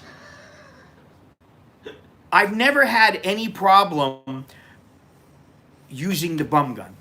And I don't mean like it's because I'm an expert and I've been here. The only thing I've had in the beginning was, I'm shitting over a squat toilet and it's going to take me a little while and my legs are going to start shaking. And then I got to pour the water down my backside. And, you know, after a while, you're just like, all right, I'm going to use my left hand. I'm not using anything else. I'm not going to use my right hand. I'm not going to get a banana peel. I'm not going to get a banana leaf. I'm not going to get a corn cob and use that. I'm going to use my left hand. And you wash your hands really well, and that's it. End of story. It's very, very easy. Now, wait a minute. I have to go on here because I don't want to forget this. The first patient confirmed of novel coronavirus in Thailand, a Chinese tourist from Wuhan. So the first patient in Thailand that they have documented with novel, the virus that they get from Wuhan, that they're talking about from China, that's going all over now, and the people are worried about it. Question, was she exposed to the Wuhan wet market, or is this a person-to-person spread? So if you're in China and in the Wuhan area, you might not want to go to a wet market right now. And you better watch your person-to-person interactions with somebody that, I think she's quarantined and they're working on her. It's about all I remember of that article. Go back to the. Okay, you can go back. We're going to go back to the poop. No. About the sanitation. You can clean the bowl right there and then. Oh, God. No, you know, you said you haven't gotten sick. I've got sick. What are you talking about? Of course I have. Well, no, I'm just saying. As we get older, I've become one of the 4 susceptible groups of it. Of what? Foodborne illness, FBI, what we call FBI, and I have to watch that. So what does that mean, though? Well, the pregnant, the young, the old. Okay, I understand that part. Right. I understand you're part of the group. What I mean is foodborne illnesses. Listen, you're eating food in Thailand. If you're eating street food, you're always susceptible. If you're eating, maybe you don't cook your food well enough, you're always susceptible. If you're eating in a dirty area, you're susceptible. Right. So what does that have to do with using the bum gun versus a toilet paper? I wasn't saying I want to get away from the poop shoot kind of talk over here. Okay, well that's good because I never in my life thought that I would have to talk about poo. No, exactly. I live in front of millions of viewers. I want to limit my exposure to stuff like that. I do. You're shaking your head, but. What are you limiting yourself to? People eat street food here all the time. They're Thai. They don't have. So do foreigners. There are tourists that eat here all the time. I do. And let me give you a little advice. If you're a tourist and you come to Thailand and you have a semi-tough constitution, I mean, you don't have problems where you are constantly worrying about shitting yourself back home when you eat a cheeseburger or something like that, where you have a normal constitution and you come here, I would say that if you remember to go to places where there are a lot of people that are eating the food at this particular oh, absolutely. Yeah. Okay, yeah. And if it looks clean, and then I would eat there. And guess what? If you get sick once, you take a little medicine, your body generally will have antibodies that can fight it the next time. So you get sick one time, you get the shits once or twice, maybe once every couple. I mean, I get the shits once every couple of years. I get them. And like recently, when I said it was in Hong Kong, I think that had to do with. I still think that it has to do with an ulcer, and that comes from a bacteria, which I don't even remember it off the top of my head right now. But yeah, I think that it has to do with more of an. Why does this keep doing it this way? I don't know. Johno's a kind of guy who would not use toilet paper as a tissue. I do all the time. Yeah, I do all the time too. We Yeah, ran I'm out not of buying paper. tissue. We ran out of paper towels, and I'll go and buy I do paper too. towels. I'll go buy paper towels. Usually, I buy the 10-pack, Yeah. and sometimes I'll go. I ain't spending $200 on this. I'll get the 2-pack for like $59. But let me say something. Get away. I'm not some snowflake that won't eat this. Because come on, admit it. It's You don't want to use the spray because you're worried that you. bullshit. I wouldn't eat at restaurants back home if I doubted. Yeah, but I mean, you haven't eaten any street food here. Oh, of course I have. I just want to limit. It's not a do or die thing where I have to have a 30 baht street food dish. So, for one. Well, I understand that. I don't bring a lot of. You see the breakfasts here are just Thai food, right? I mean, the street food is the. Well, the street food, but and not you can always go get yourself some bacon and eggs, Right, or an of course, omelet, of and course. pancakes, Right. in But other places. They're bringing it to work where I'm not. Bruce wants to know if you're OCD. Maybe. Maybe not, whatever. If I He's am. 65 years old. If he is, he is. Yeah. I eat street food every day in Thailand, at least 2 meals per day. God bless you. I understand it. I like I to sit understand down and have a beer and do that. I'm not one. Could you I don't- close that door behind you, I didn't- because I that's where didn't. you do your toilet activities. No, I was. Johno is the sort of guy that uses water purifiers, a water purifier in bottles of water. What is I that? don't know what the hell that has to He do means with you get anything. bottled water and you And put then you purify No, it. man, come on now. I'm just a little bit more aware of. Oh, you're old Caucasian dude, OCD.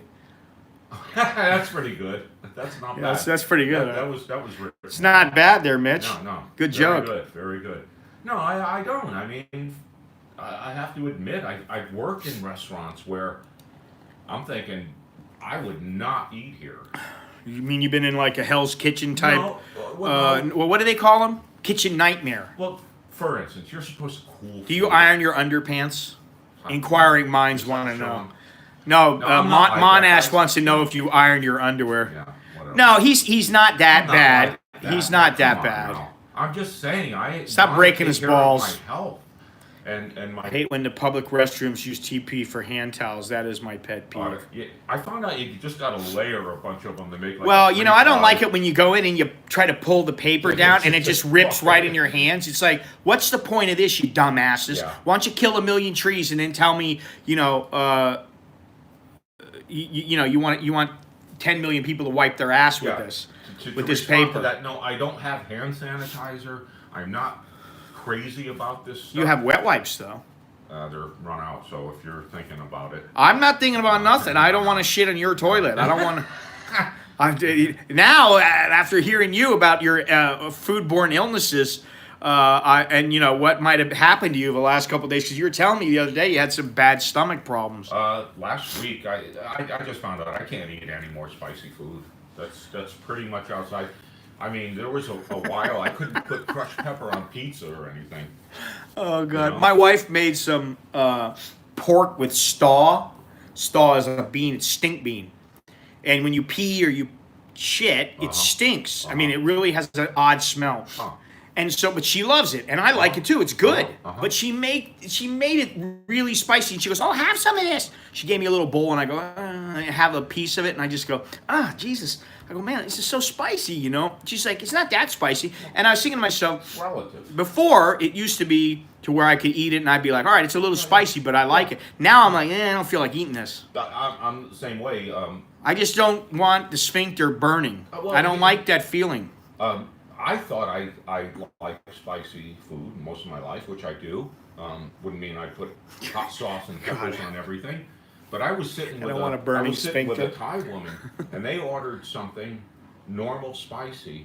I took, honestly, and I have a tolerance. I took one bite, and I didn't want to swallow it. It was fiery hot. And I just said, she said, don't you like it? I said, I can't eat something like that. It was like, it looked like a hot wings thing, or I ate a chip. So, hey, I don't need spice. Look up CDC for traveling in Thailand. Quite a few health risks. Oh, Jesus. Well, listen. there is- And like they say, listen, Gina. Gina. I don't know. I forget where that came from. I think it was Martin Lawrence or something. He used to go, Gina, Gina, Gina, Gina, Gina, Gina. Damn, Gina. He used to go, Gina, Gina. You know, you can not cook up some pork in the United States as well as it needs to be cooked up, and you'll be shitting your brains out later that night. The fact that there's health risks here, there are health risks elsewhere in the world, and it doesn't matter to me. But I do remember that Beyond Trinity asked about how on the 29th floor do you have freaking mosquitoes up here? They do, yeah. It's crazy. They don't like me. Mosquitoes here do not like me. Oh, they love I'm serious. Me. No, they're not the normal kind of mosquitoes. They're little black flies. This is there again. Longhorns wants to know where you stuck your finger that you got it infected, because it's that kind of thing happens when you've got it up in filthy places, or you're I'm done with that shit. he wants that shit ain't funny, man. Jesus Christ. Does he write all this himself? I think you hurt his feelings, Longhorn. We already went over that a couple of times. No, he asked why you got, what happened to, he asked you what happened to your finger. Johno, what happened to your finger? He is a little deaf, though. I pissed him off? How did I piss him off? Don't blame me. Jeez Louise. So Iran's in the news. Lots of protests over there.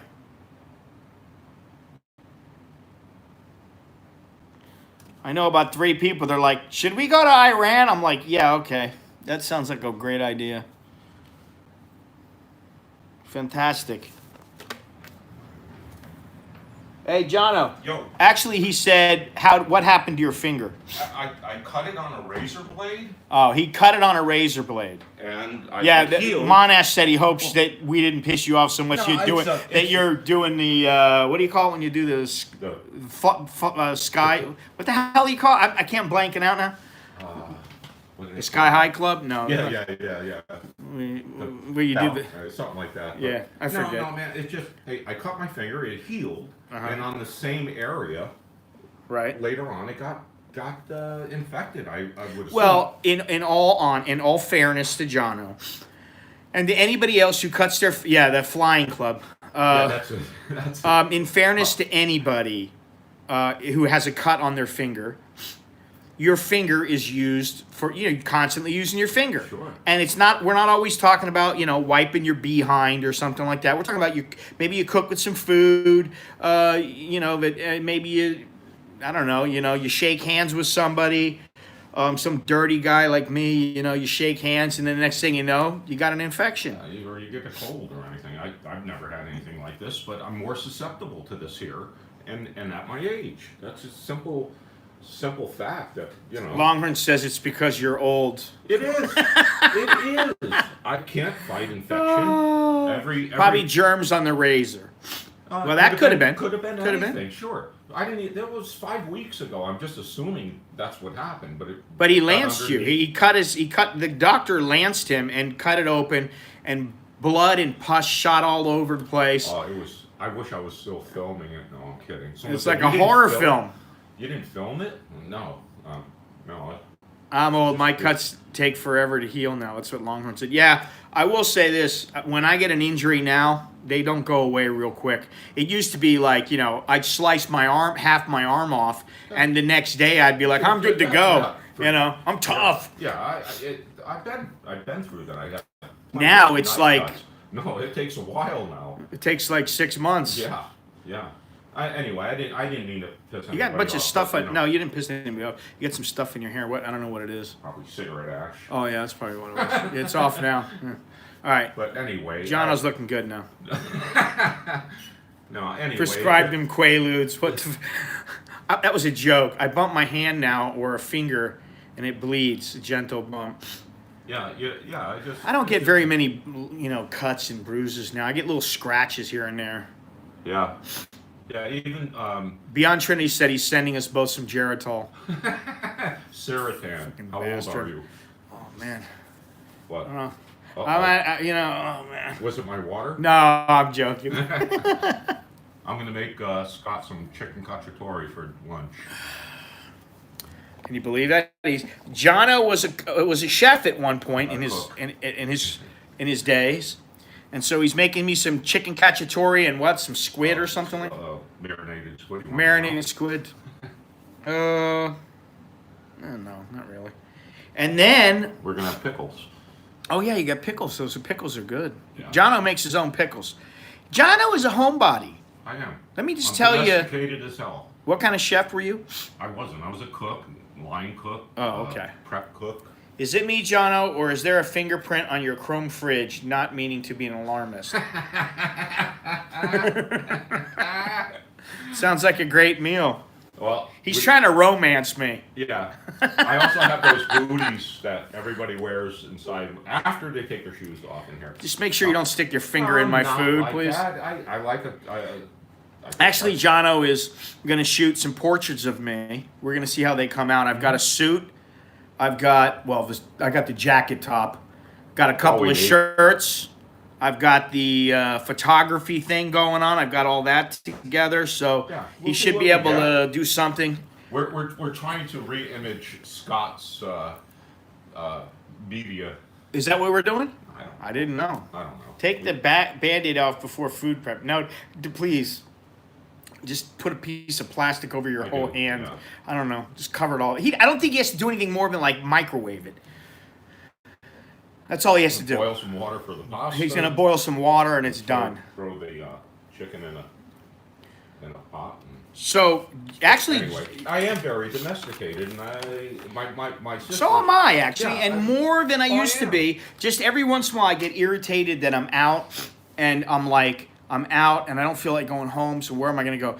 Oh, I guess I'll go and sit and have a coffee. Because what am I going to do? Go and sit and watch the parrots in the mall? Yeah. And then I got to listen to them yapping, you know? Well, at a young age, at 14, I had I'd go chick hopping back then, or I'd go ride my bicycle around a little lake and throw balloons at old ladies or something, you know? Water balloons. I used to do that. my mom was a good kid. Was sick for years. And Oh, Johno doesn't swear. So I ended up doing a lot of the chores for the three of us, my parents and myself. And because of that, I nursed. Well, that's good, actually. After surgery, we couldn't afford a nurse to come over, so I used to take care of my mom and stuff. You want my toilet paper? Or you want fresh? Salud.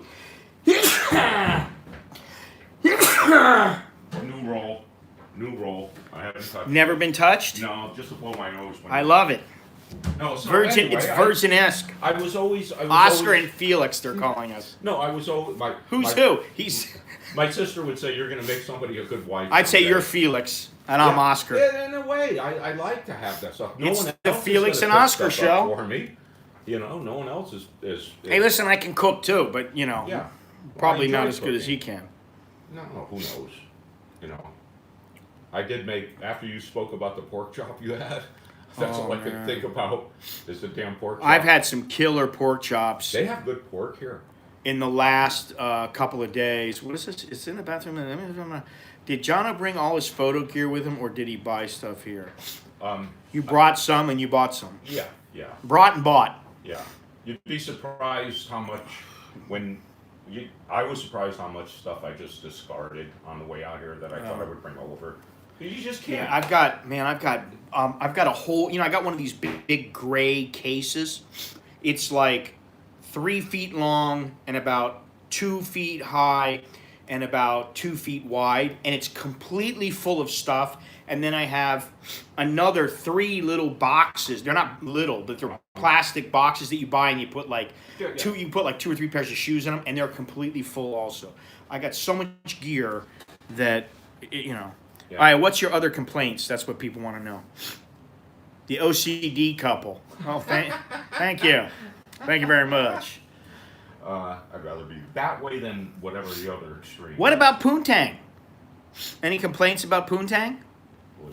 No, not really. No complaints. Okay. I don't talk about that stuff, you know that. Johno doesn't kiss and tell. No.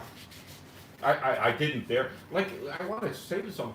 A lot of people think they're going to have this change or want this change when they What, move what to you're a going to new be place. like a supermodel when you walk down the street and like all kinds of women are going to be hanging You you? just think you're going to shed all your over bad you? habits and bring your good habits with you, and you're going to change this person. And I never thought that. I'm still the same person. Yeah, but you're like, let's face it, you're almost 70 years old. Sure. Well, come on, man. I'm 65. Fuck me. Jesus Christ. Well, you're closer to 70 than you are to 60. Okay. So if you think about it from that context, I mean, okay, you're 65. You're not there yet. I understand that. I don't mean to make you sound older, but you are leaning towards 70 years old. You think about it. Absolutely. 70 years old. We were talking about this the other day. Most guys who are 75, 80 are not having sex anymore.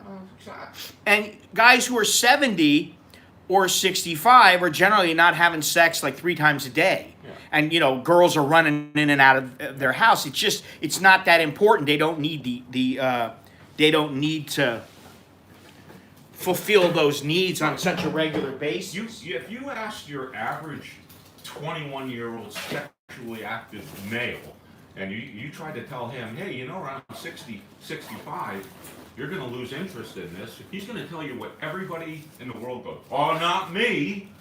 I'll be banging away when I'm 65. Right, yeah, right. Yeah. You're the 1 in 2 billion people that with that gene and everything. Well, somebody just said about Mick Jagger and how he's 70 and just had a kid or something. Big deal. I mean, Yeah, well, and that's Mick Jagger probably thinks, hey, I got plenty of money. I'm never going to die. Well, that's just it. There's a reason. Pump some formaldehyde and adrenaline in me and I'll keep going. There's a reason in our You know what I need is what happened to my... our genes that they don't want you to have a child later in life for fear that you're not going to be able to live long enough to raise the thing. So Well, it's just a normal thing. John, let's hope you stay alive for a lot longer. Yeah, at least one you can really say I'm 70. Got a plug or one of those little portable things? I think I forgot I do. my little doodad. It might be on. Yeah. Oh. Yeah. How can I forget that? Because I probably was charging it up last night and forgot to bring it. Got batteries, got my camera, got all kinds of stuff there. Anyway. Rest in peace, Neil Peart. Yeah, saw that. He was young. I won't say not me. My future plans don't make it to 65. Has Johno given you a drawer yet? I'm putting a part of the Oh, closet. God, that's hilarious. That is good. No, but I am going to have his own coffee mug here. No, but it's. Hopefully this works. I don't even know if it's charged, brother. How do you, think well, it it's says on. it's on 100 right now. Okay, so it's green on top. We're green, there's no light. Does that mean it's on? No, Wait a minute, let me see. I don't know. Yeah, I well, only have to use it. A couple I don't know. times. Hang on a second. Hang on 1 second, guys. Yes, it is charging. Thank you, Richard, if you're still there. Thank you. The only PayPal, the only super chat of the day. What else do we have here? What else do we have here? Oh, well, speaking of China, the Czech president, who I didn't know his name until yesterday when I saw this article, his name is Milos Zeman, a long-standing advocate of closer ties with Beijing, says China has not lived up to its investment promises. China's lack of investment in Central Europe has upset one of its staunchest supporters in the region, with the Czech president snubbing an invitation to attend a summit in Beijing in April. This is big news, actually. It really is a lot bigger than people think. Czech President Milo, where is that at here? A longstanding advocate of closer ties, I already said that, of China, voiced disappointment about Chinese investment on the weekend, just as China was hoping to attract Central and Eastern European nations to the 17+1 summit, an event to be chaired by Chinese President Xi Jinping. I don't think the Chinese side has done what it promised. I'm talking about investments, and that means even though a prominent political figure will be there, it won't be the president, referring to the Czech president. And so what happened was they were supposed to be Prague was supposed to be the twin city of Beijing, and now the president of the Czech president has said, we don't want to be their twin city. We don't want Prague to be their twin city because China, one of the agreements, one of the stipulations for them to be twin cities was that the Czech president would say that Taiwan and Hong Kong are part of the One China movement. And so he's like, I'm not saying that. We're not going to this is not a political, we're not getting political about this. We don't want it. We're not putting it in there. And China's like, you must put that in there to be our sister city. And they said, we're not putting it in there. Sorry, find another sister city. So that's where they're at now. Countries need to be very careful. Yeah, I mean, it's not China's silk. You're talking about the, what is it? What did I just say? The belt and the Belt and Road Railway, or what the hell is it? The Belt and Red program or whatever. Yeah, that is, to me, it will affect a lot of countries. Yeah, I love it too. I love anything that sticks it to them because they stick it to everybody. And also, I got to say to the Aussies out there, Monash, that some Chinese blogger put up on WeChat how the reason that the fires in Australia are so out of control is because the Australians are lazy. The Australian firemen are lazy. That's what this blogger said, and it's gone out to like millions of WeChat people in China, and they actually believe that shit. Yeah, so it just goes. Their mentality there is of what I would. The only way I can put it is they're a bunch of pea brains. Yeah. And they are limited to inside of a pea. Right. That's about, that's the only way I know how to say it. They're in their own little pea, their own little bubble, and they know nothing about anything else, and yet they think that they know about everything. Right. I mean, if there's not enough money in the world for me to don one of those suits and walk into a fire. The guy Simon who was in Hong Kong tried to go there and photograph it, and he said it's just too damn difficult to even get. We're on a road, we can't even get to where we need to go to photograph the fires. Wow. It's that bad. And when you see all the animals that are dying and that they've got to take care of, and it's just messed up. And apparently 200 people got a Belton Road. Thank you. Blanked out again. That's my short-term memory, which I was reading about dementia yesterday, and I was like, man, I wonder if I have to. Remember what you read? I do remember what I read, at least some of it. Anyway. But I worry about that. Oh yeah. Gennaro, what did you retract? What's retracted? I'm seeing these retractions from people. But yeah, for them to say that it's the fires they have to do with lazy firemen, it just shows that. How about? Oh, as a comment about China. Yeah, I could say, there's two words that I think of. One is stupid, and the other is Chinese. There's two words that I was just thinking of. What's that supposed to mean? Put one and one together. Oh, yeah. Oh, there were two sentences. Yeah, I guess. Yeah, dementia. Yeah, well, actually, I was reading about the dementia. And it does worry me a little bit, to be honest. It worries me. Wow. Because there's a huge percentage of people that end up with it. Yeah. But usually it's a long-term thing. Hey, your brain degenerates from the time you're like 45, 50 years old. And then by the time you hit 70, 75, a high percentage of people have some form of dementia. I was talking to an author who wrote a book and did a lot of research about smoking, and he's been after me to stop smoking for a long time. As I have. Yes, everybody has. No one encourages it. That's what pisses me off. You think it would be balance in this world. But anyway, he said, when did you start smoking? And I said, around 35, 40. And he said, well, the only good thing that I found out is that when you start smoking at 35 or 40, your chances of getting Alzheimer's are greatly reduced. Really? Yeah. I want to Interesting. believe them. I do. Well, you keep doing what you want to do, but in the end, you know, if you get I'll pay. emphysema, you'll know.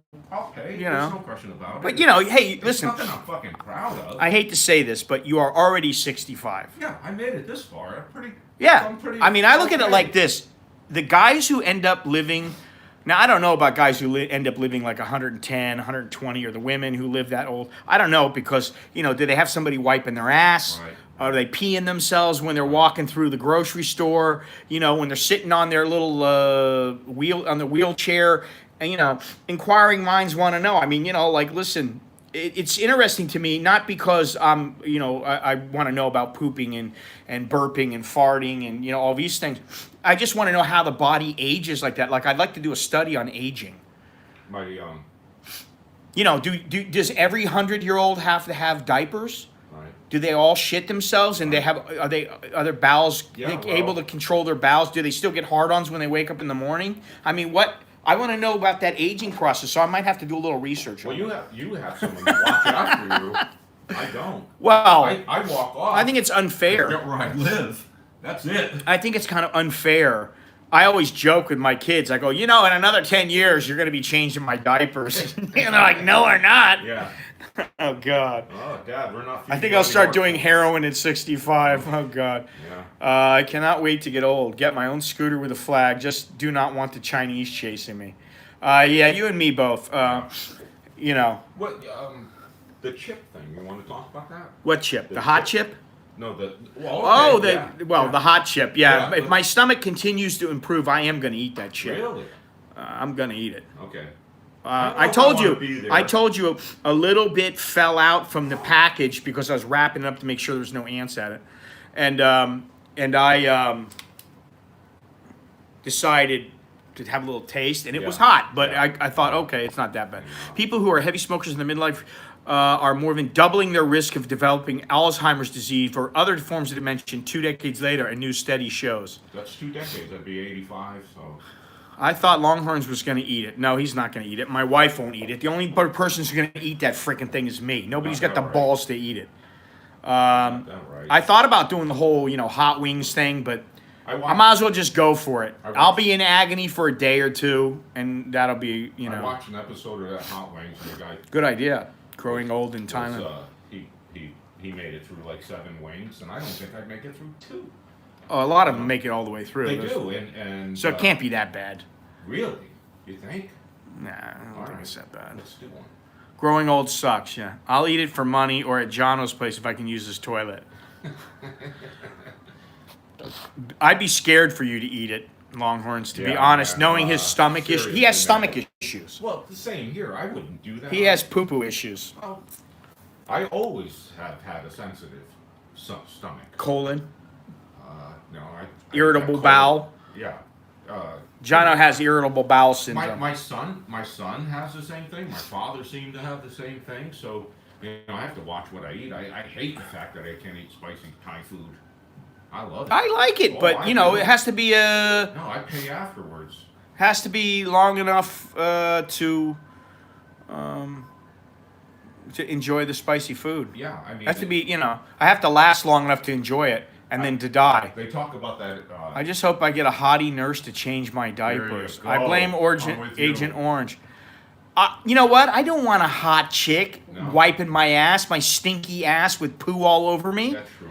I want some old fat lady who I'm not turned on by, and I don't care if I shit all over, if I blow a big turd in her face. I don't want a hot chick. I want the hot chick to come in and like massage my neck after I've already had my diapers changed.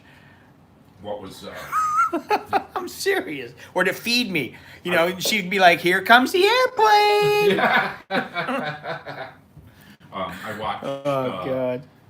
Who's the guy? Bill Burr last night. Ow. See? Yeah. I told you. Bill Burr last night about the Apple store. I couldn't stop laughing. Oh, I know. He hates Apple. Oh, and I have a love-hate relationship with them. And you know, they always ask me for my phone number and shit. I'm like, what the fuck do you need my phone number for? You know you can't go in the U.S., at least at one time, and pay cash for a phone?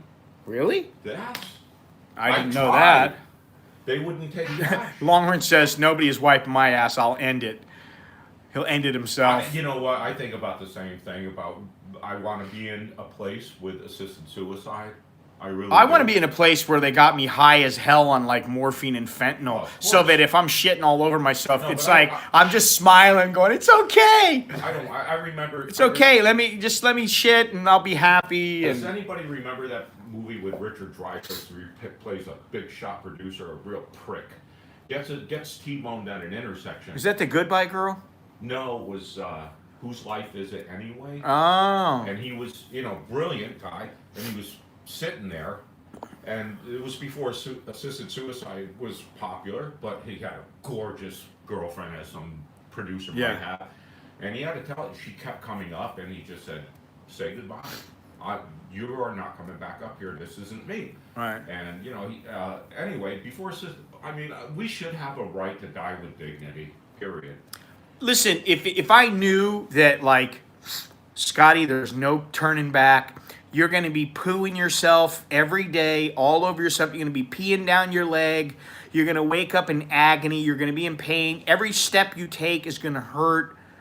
All you're going to be able to do is lie on the sofa and shit yourself. I'd be like, all right, listen, shoot me up with some mad amounts of heroin or, morphine, synthetic heroin, morphine. Get me high as hell, and then turn the switch off. That's where I want to go.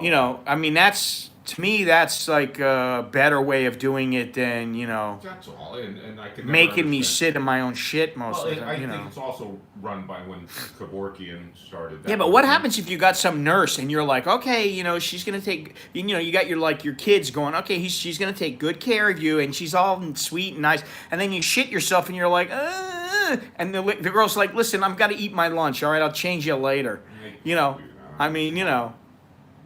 And you're like, I want to watch the football game. Can you change my diaper? And she's like, honey, I'm not cleaning that right now. I got to get ready for it. I need the gas mask and, hazmat suit. If Mr. McMurphy doesn't want to take his medication orally, I'll sure we can arrange it to have it some other way. Nurse Ratched from, what was the name of that movie? One Flew Over the Cuckoo's Nest. Well, I saw my dad, die in the hospital. Yeah. And he was addicted to morphine like you wouldn't believe. He kept hitting the ball button. But was he did he feel better because of it? Somebody wrote, an author wrote when he was on morphine after a bad burn, he said, all drugs take the pain away from you, but morphine takes you away from the pain. And he spoke about morphine like... Yeah. And so I talked to the nurse, and the nurse says, we're giving this guy more morphine than we've ever given anybody. I said, just give it. Yeah, well, I can tell you that when I fell from the 4th floor, I was in agony. I could feel my insides. They felt like broken. I could feel that I was messed up.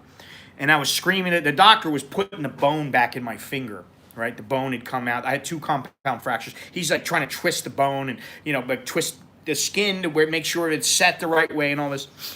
And so I gotta wait a second because I gotta think of this here. So I was like, man, when are they gonna give me? I was telling my wife, when are they gonna give me something for the pain? I'm like, this hurts, I'm in agony. And then the guy came in and gave me a shot of morphine. And right then it was like I was saying, I gotta call my parents, right? And I couldn't remember my phone number. It took me like 20 times to get the right phone number of calling. And I was just laid there and I just went, oh. I'm all better now, says, yeah. And then the last time when I had the surgery, well, Longhorns was there for a lot of it. They were giving me morphine like every 15 minutes. I could press the button for morphine, and then they would come in and give me fentanyl. And the morphine wasn't doing shit. The fentanyl would take that edge off for like 5 minutes. Oh. And then I'd be like, give me more fentanyl. And they're like, we can't give you any more. You've already had too much. You're not going to get any more, And I was like, all right, so hang on a second here. Bum gun game should be at the carnival. A dummy arse on the wall smeared with a fake shard, and people shooting at it with a bum gun get it cleaned, and then they win a prize. Can you see that at like some carnival? The carnival, you know, they're all rigged. Yeah. My wife was like trying to get the kids to win all these games and get these little dolls for it. And she Yeah. was asking me, and I'm like, get out of here. I'm like, stop pissing your money away. I'm like, stop throwing your money over there in that toilet because you're not going to win shit. And if you do, you could buy the same thing for 50 baht. Why are you going to spend 500? I'm like, it's ridiculous. Okay, what is this here? Hey, Ghost Pepper's instant noodles from Malaysia challenge going on with YouTubers. What do you say? Up for some Ghost Pepper? Yeah, I'm up for those. I'm not up for I like the instant noodles too. Gennaro Richards will live up to 100. Yeah, well, he's preserved, I think, because all that heroin in his body. I think he's lived through that. He's like immune to just about anything. Another cigarette? Holy moly. He smokes like a chimney, man. Whiskey. No whiskey. Tequila. And we already know what happened to me the last time I had the tequila. It wasn't pretty. It was ugly. No bourbon. No whiskey. I don't like any of that stuff. Right now, my stomach doesn't like that stuff. I've been eating mainly meats. And they do like that. And I like the taste of the meat, especially pork chops. Loves me some pork chops, especially with the rub on there. Good stuff. How many cigarettes have you smoked in the last 10 minutes? I take 14? No, I take like 2 puffs off of these. Oh, is that what you do? Seriously. Just enough to stop jonesing? Yeah. Yeah. It's a hobby. Pork chop with the bone. Oh, I got a nice chop in there, but I ain't cooking. I got like 4 of them. Oops. I got 4 of them in the freezer, and I got a bunch of chicken. I got some pork. I got all kinds of. Imagine Johno and Sukahor together. Be like Chiang Rai in a burning season. I don't know about that. I don't know how does that. I can't relate. Does Longhorn smoke? No. No. Oh. No. Anyway, I try not to offend people with my smoking. That's the game played the next day when it passed through the gut. What? Ghost peppers. Oh, forget it. That's silly stuff. Listen. Listen. Have some balls, Johno. Fuck. You know what? No, I don't. You know. I only smoke after sex, Johno. He's gonna bring that stupid joke up again. No, I'm not bringing that up. I stopped. Not bothering. But the other thing. Beyond Trinity gets secondhand smoke watching you. Sorry, man. All you have to do is See, walk now out he's on my- funny. He comes up with some funny shit. Yeah. Unlike some people in the room. Yeah. You can go out. You can just walk outside without a mask and probably get as much out right now. The visibility is like almost 0. Yeah, I know. It's shitty Sucks. out there. That sucks. It's a hard life, John. Yeah, this is the cool season too. Okay. No, it's not. It's not anymore. It's ending. I know. It's gonna start getting hotter and hotter. Listen, you're gonna be miserable in Oh, about I know. another 3 months, Yeah. 2 months. I have that. I don't carry around that mop with me all the time. I don't sweat through my clothing like I did the first month. Yeah. Well, I could always see, I'd see people come in, the tourists that are down there, they're coming out of a winter in Sweden or something. They're coming over here, they're dying. Monash wants to know when my lunch is ready.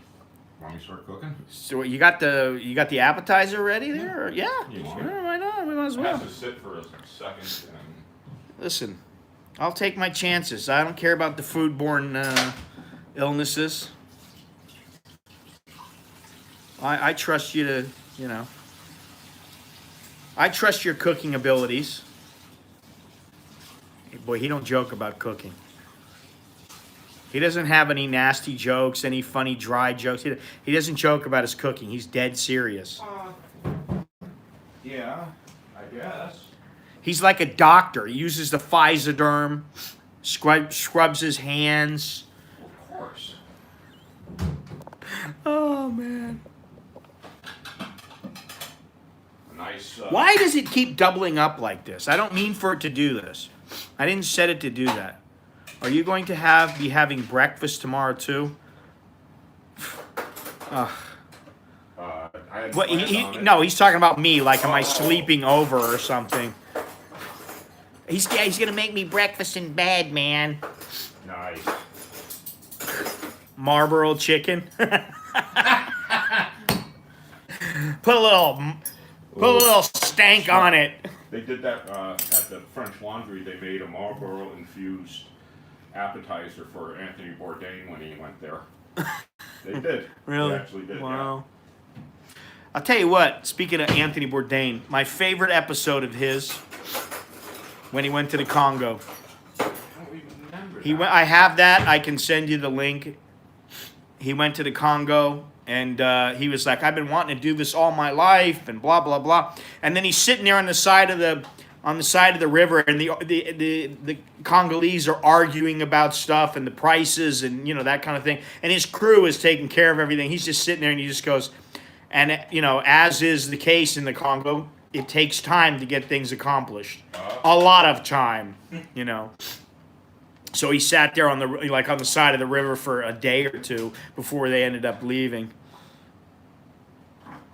Boy, he's really going at it here, man. He's you sure you're not like trying to romance me? I mean, I don't get this. Listen, my wife used to cook for me like this, but she doesn't really do that much anymore. Well, My wife's like, you can make it yourself. You say you're such a good cook, then cook it yourself if you want it. no. The thing is, it's sometimes it's not about cooking. It's about feeding people. And Oh, yeah, okay. That's all. It's about giving people. When does the Bach Goldberg variations start playing? I don't know what that means. We won't judge. Will or won't he use a tablecloth? Oh, God. Johno's a good dude, but I don't think of him in that kind of a way. It's just, ugh. Wow. What are you looking for I now? had a line here. Oh, yeah, the lime helps. Yeah. Oh well. I'll find it when I'm looking for Well, whatever else. you're not marriage material. I can tell you that right now. Yeah. I missed the boat on that one. Oh, well. I'll get over it. It might be a little too cold, but It's all right. Wow, it looks good. yeah. Wow. Something you can't find out here Very often. Let's check this Oh, out. there it is. There we go. Check it out.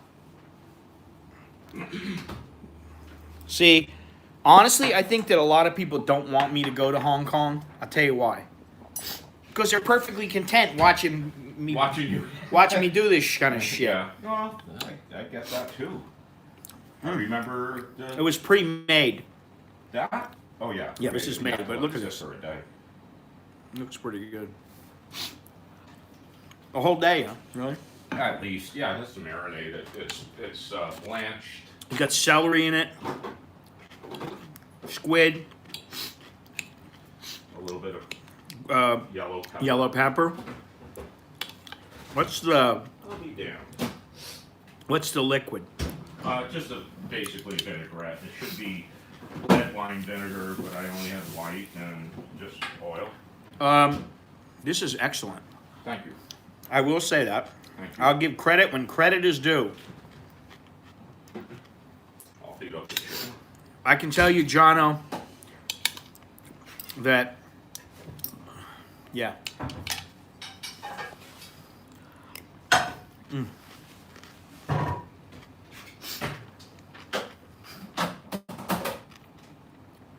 Telling me I need to be careful. There might be roofies in the food. Might be what? Roofies in the food. Rohypnol. The date rape drug. A little bit of pepper in it. Thai Need some more pepper, water. sure thing. Yeah, it just went down Wrong shoe. the wrong tube. Oh, there's the fucking line. You found it? I think so.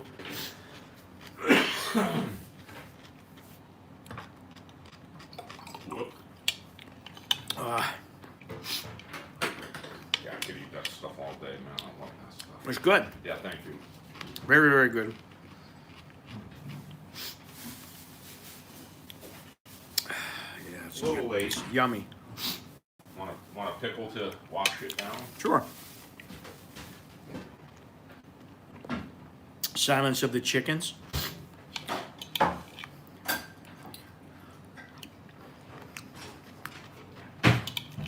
Does it really matter where I am to people? You know, does it? Well, I'm asking them, but does it really matter where I am when I do a stream? Does it really matter? You think people really give a shit? I don't think so. I never did. I like the fact when you used to do them outdoors of the Starbucks, and every once in a while follow. Well, I just did the other day. Yeah, yeah, and follow an interesting person. That was kind of fun. And we love you, yeah.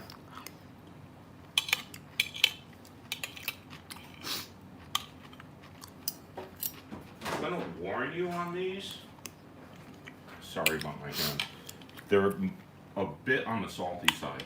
Johno made these himself. He is really a legitimate chef. Yeah, you give me shit about it, but I've cooked all my life. But when you go back to that place, that's what you're going to do is cook? You're going to help make the food? No, I don't cook there. They don't know me to cook. No, I'm more front of the house. You know, serving, busing, taking care of the Schmoozing. Yeah. You know, making sure the band has enough booze on stage. It's a little salty, huh? Just a little bit. Yeah. Just a touch. The salt. It's a little bit different flavor because of that. Yeah. It's okay for me. I don't mind having that because of the electrolyte type thing. But I like eating. Which ones? Longhorn said, I like cooking. I said, I like eating. Yeah, well, I like both. Something special about cooking for people.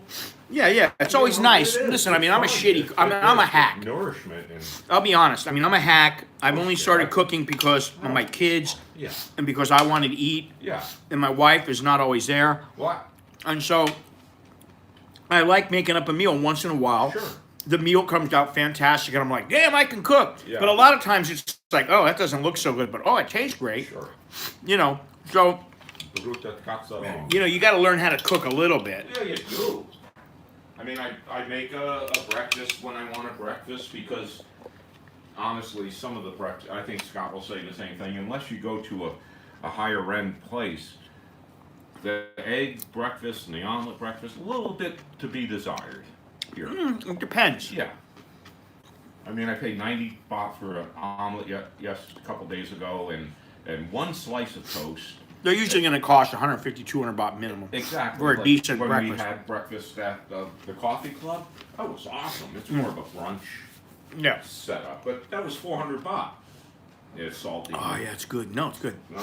No, I like that squid. It was really good. Oh, thank you. That was awesome. You gotta give me. I need the recipe. You know what I was thinking is, this instead of photojournalism, all I'm gonna do is set up a softbox. Right? Yeah. I'm gonna get a softbox. I'm gonna go around the world. On my channel, I'll go around the world to different places. We can start out in Thailand. Yeah. I'll go to Hong Kong. Well, I can go to Hong Kong. Plenty of good food there. Myanmar, Cambodia, Indonesia has great food. And I'll pick out like a couple of my favorite dishes and then I'll photograph them. And that'll be the new direction of the channel. A cooking channel? It'll be an eating channel. What do you think about that? Yeah, food hasn't been done. I'm kidding. Exactly. No. I'm like. Where's my goddamn chicken, Johno? Oh, this is gonna take a while. You have to go like this. Hey, tell them 3 Thai people were already served in here. Oh, yeah. He's heating it up. It's gonna take a minute. He's not even cooking it in the microwave. He's just warming it up on the stove, man. Look at Johno. He's a professional. Oh, you professional. This is just like when you number one. When you walk around with a camera around here, oh, you photographer? And I happen to have a camera with me, you know? Yeah. A lot of people are photographers. Yeah. Yeah, you want to try a half sour? You know whatever. Those. This one's a Listen, little I gotta admit, Johno has made some kick-ass pickles. He makes his own pickles. I would have never thought to do that. My mom was Polish and taught me all that stuff.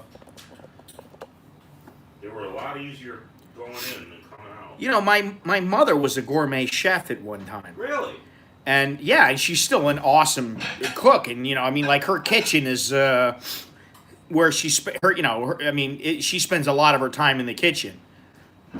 You know, making breakfast, making lunch, preparing dinner. You know, what are we gonna have today? She's got the meal prep going on and all that kind of thing. Yeah, Longhorn said I have to do the dishes. Yeah, I can't get my finger. Oh God, I don't have a man crush on Johno. It's called the friendship and exchanging ideas. Believe me. And Johno does get a little something from me, and I don't mean like a physical thing. I'm talking about, Yeah, of course. you know, an exchange of information. Yeah, it's a bromance. Oh God. Kidding. These are a little different. Not as strong. Not as salty, not as strong. They're half sour. More. Cucumber. Yeah, they're not like a dill where. Yeah, this is more like a cucumber. Yeah. I mean, closer. You still get the flavor. Now. Oh, we're getting so much shit here. Oh my. What God. happens off camera stays off camera. Oh my goodness gracious. Listen, I'm not that way. I've never been that way, and I don't like thinking that way. Yeah, exactly.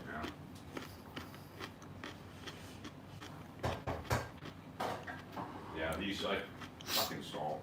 It was too dense. So basically, you throw them in a jar, cucumbers, small cucumbers. Throw them in a jar, and what? Put salt. Water, salt, spices. And the spice could be fennel seed, mustard seed, dill seed, peppercorns, pepper, Thai peppers, and dill.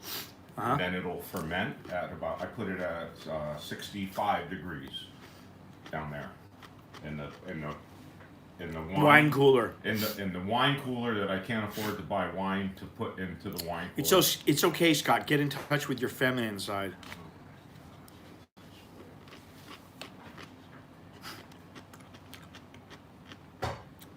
I feel like Carl Pilkington right now.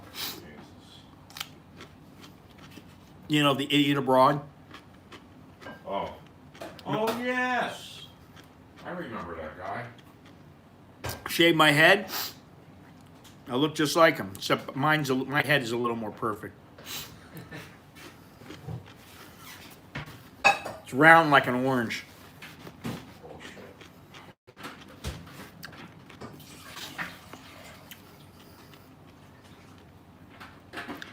I saw handcuffs and leather bondage gear in Johno's bedroom last time. Sorry. You guys are disgusting, seriously. Yeah. They are disgusting. So what's it going to mean if I'm like trekking up in the Burmese mountains with some rebel troops eating out of an old crusty pot, like stew or something, shitting behind a banana tree? Is that my feminine side? Ugh, Vegemite. Stuck in my teeth.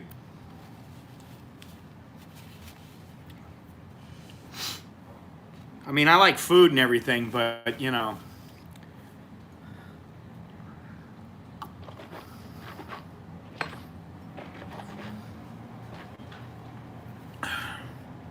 I'd go to Iran. I would go. Might not make it back. There's a reason why only big networks go there. Yes. Especially if you squat while peeing. I've been asked if I. What are you going to use to shoot? The Nikon? Yeah. Oh, Longhorn said if he was gay, he'd choose Johno. Oh, thank you. That's a positive comment. Is it? No, I'm kidding. I'm just saying, Jesus. We need to take ourselves a little less. Hey, do me a favor and click the thumbs up. We endure. We're enduring for your pleasure Yeah. here. We're like trained seals. Yeah. And I don't mean Navy SEALs. Was there stool softener in the chicken lunch? We got some pretty funny jokes here today, actually. What is for dessert, Felix? No dessert. No dessert. No dessert. No dessert. There's actually a Japanese ice cream place downstairs. It's supposed to be awesome. It is. Japanese ice cream at the tune of about $4 for like a little tiny, it is like a little baby ball. It is. I got it. Whatever happened? Does anybody watch Vice here? Where they used to have the guy on there. His name was Thomas Morton. His nickname was Baby Balls. He was he wore glasses and he was a slight guy. He probably weighed about 125 pounds. As white as white can be. Yeah. And I haven't heard or seen anything from him lately. I don't know if he's still on Vice, but that was his nickname. And his nickname on Twitter, I should look it up, it was Baby Balls. No Johno, no tiramisu. That's a pain in the ass to make. Can you make it? Sure. Really? Yeah. Sure. In mascarpone. I don't want to tell you. My wife is a great cook. But whenever we want to razz her about something, about some food, and we don't know if she's going to be able to pull it off, we just bring up the paella. Oh, that's a tough one. She made paella and she tried to use regular rice. Oh, you can't do that. It didn't come out, Yeah. and man, we were slush. just like, ugh. And me and the kids, we have never let it go since then. Oh yeah, Longhorn says, "Are you making me an after lunch espresso or maybe a sherry aperitif?" You know what? You don't have any sherry here? What's Yeah. going on? Cooking sherry? Nothing like that. I need alcohol. No, No, I don't. I haven't had a drink since this. Since your finger? Oh. Yeah, I want. Johno can't drink because of his antibiotic medicine. He's not telling you everything, though, but, Well, actually, I probably could go out and fuck a lot, but I won't catch anything, no? Is it work like I that? don't know. No, I'm kidding. Wasn't that your underwear I saw walking around over there a little while ago? My underwear? Yeah, your dirty underwear was walking around. Oh. It was alive. God, that's disgusting. I'm getting ready to eat, too. And then the makeup. Chef Johno. No, I'm not a chef. I know the difference between a chef and a cook. Well, now there's Chef Cake. Chef Cake at You Hunt We Cook. You don't know Chef Cake? Johno, I have to take you to You Hunt We Cook. All right, seriously. It's a place at the mall, Yeah. but it's inside the mall, inside the grocery store. We have one here. I go buy it. Yeah, but you don't have cake. Ah, she's a good cook. She's an excellent cook. Really? Let's go. She makes all the photos of the food that I've Really? had. She's the one who makes it, almost all of it. Cool. And I've got a couple other people that have gone there, and they love it too. Really? I'll go. Longhorns is gone. Bruce is gone. Right Many on. people have gone there. They really like it. There are, Oh, sure. most Sure. people, they like her. She's, a nice looking lady, Right. very pleasant. She speaks some English.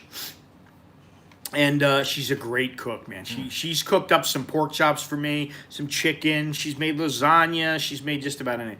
And then the girl makes fun of. And what?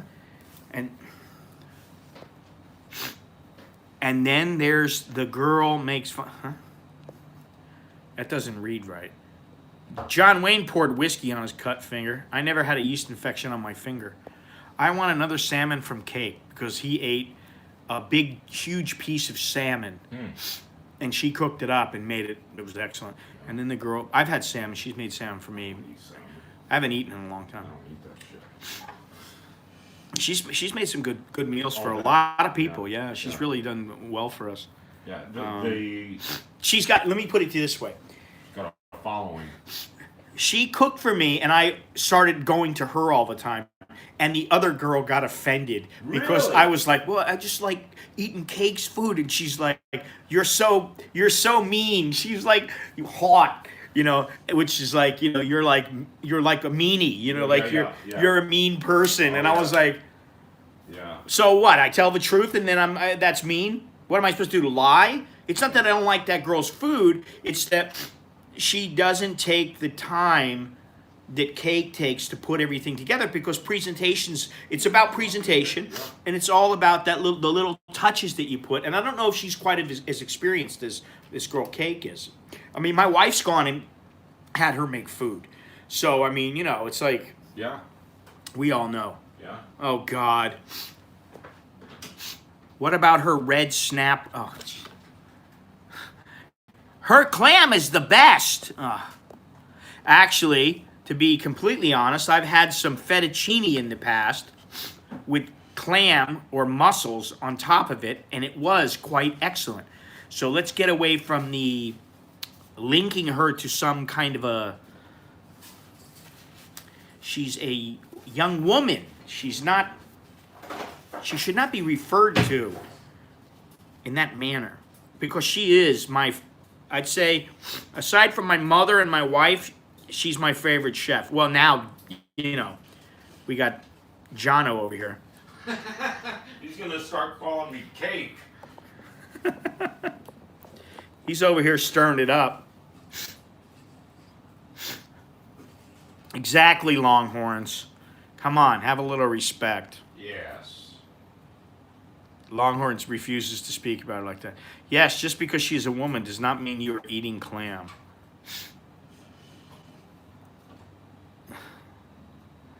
I wouldn't know about that.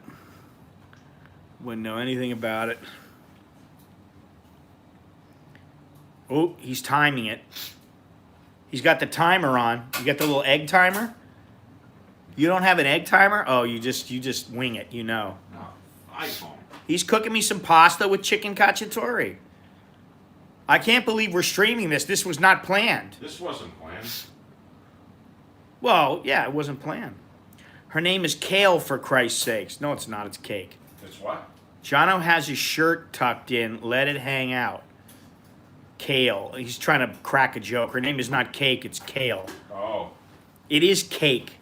It's not Kale. You talk about, Makes me being laugh. nice to Cake and everything.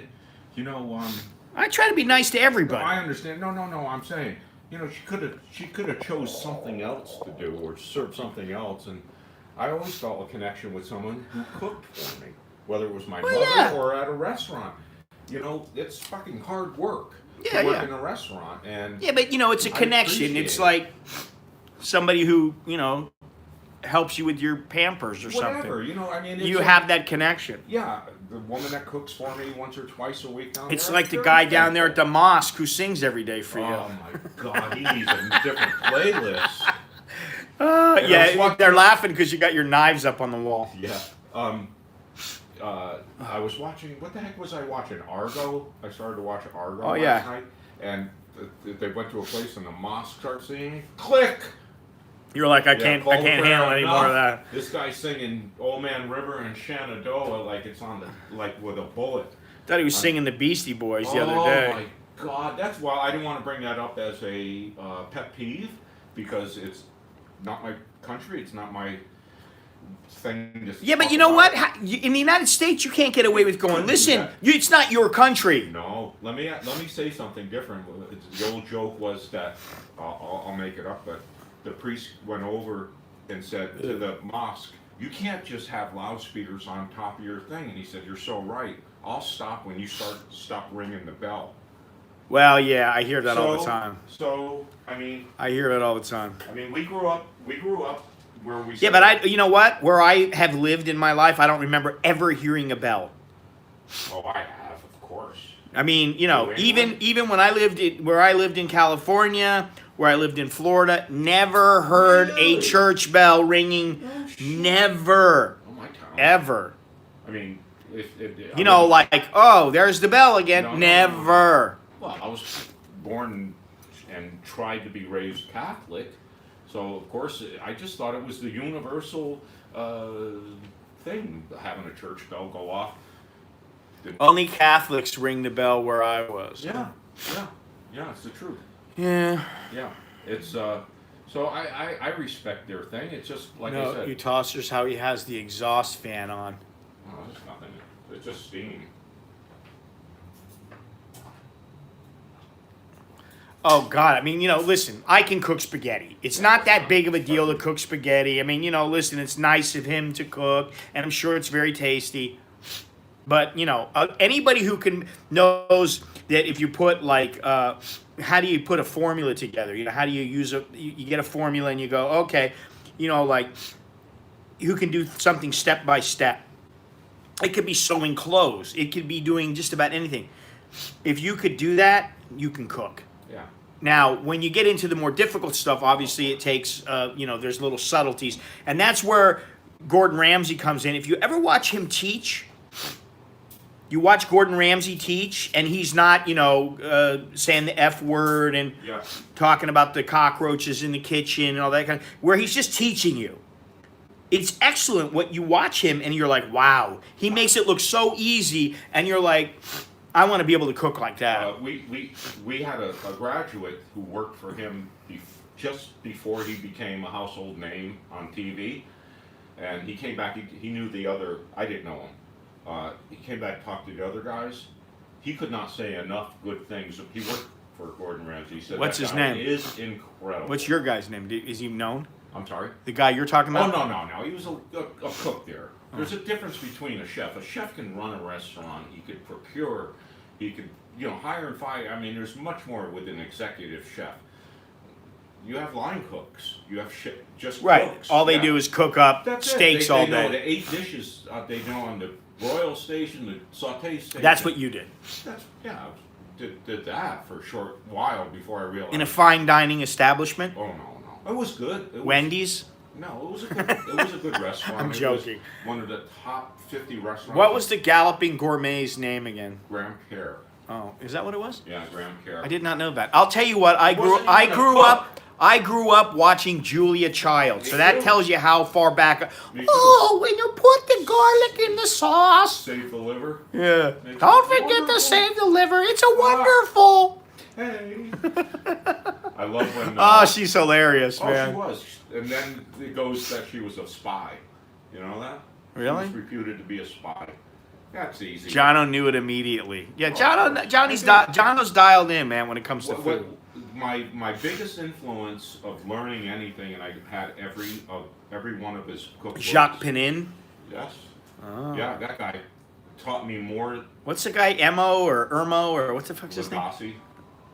Emerald. Yeah. The guy could cook at one time, and then when he became a celebrity, he was throwing slop on a plate. Oh yeah, Julia Child was a U.S. spy during World War II. Supposedly. Wow. Well, wasn't she married to a diplomat? I don't possibly? know. I can't remember. So all I remember is watching her show in black and white when I was a kid, and my mother used to watch it all the time. And she was like 6'7". Yeah, she was a big old thing. Huge woman. Listen, I call my mother up and I'll be like, "What are you doing? Watching a show? What are you watching? Some cooking show by the, and she's constantly watching cooking shows. Yeah. Believe me, her kitchen is well stocked. Uh-huh. They got everything they need. If she wants to make something up, bam. She might have to buy something fresh for that day or whatever. Sure. But she's well stocked and she loves to cook. The guy's singing. Is it? Yeah. What are you doing? Testing. Is it al dente? You met her in Harvard Square. Did he? Oh, wow. Interesting. Very interesting. I did not know that. He's lighting a candle and he's pouring a glass of wine for me. He's going to put on the romantic music. Well, actually, the guy's out there singing Can't Get Enough of You, Baby. The menu by Barry White. The menu in You can hear the mosque? He can hear the mosque. You can.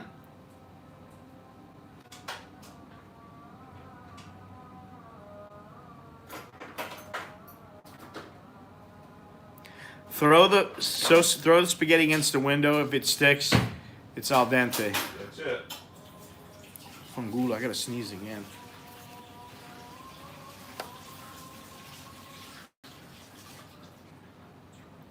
Well, I like this part. Please be quiet.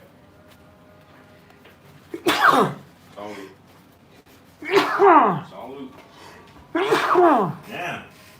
Ah. I got it. Oh, no, for Whew. Just take it out of the can first, or you will break the window. He's serving it up. He's serving it up, boys and girls.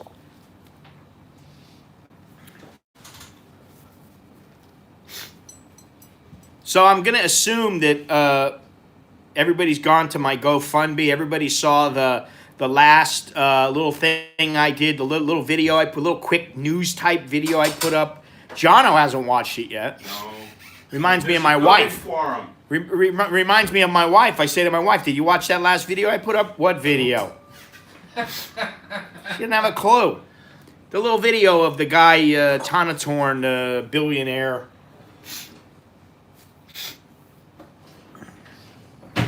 You know, you guys don't know it, but Johno's charging me $19.99 for this meal.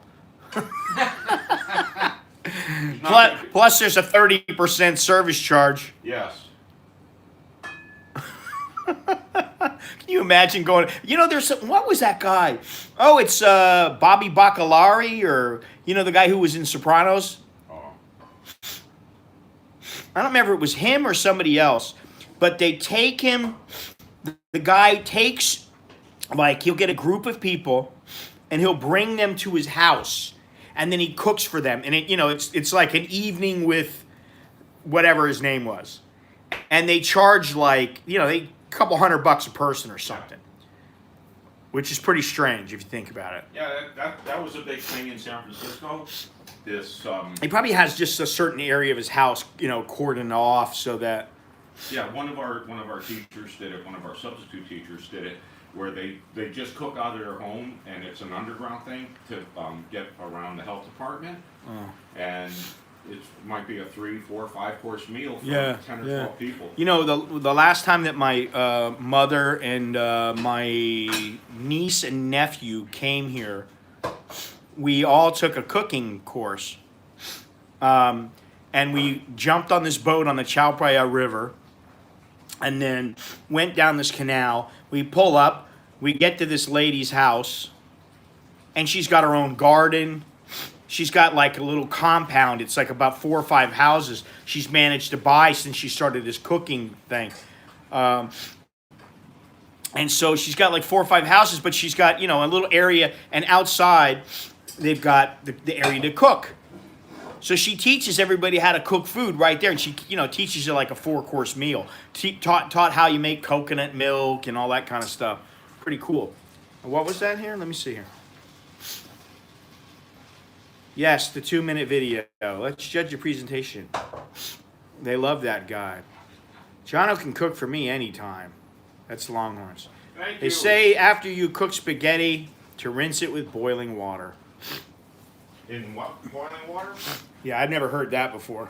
In what kind? Boiling water. Yeah.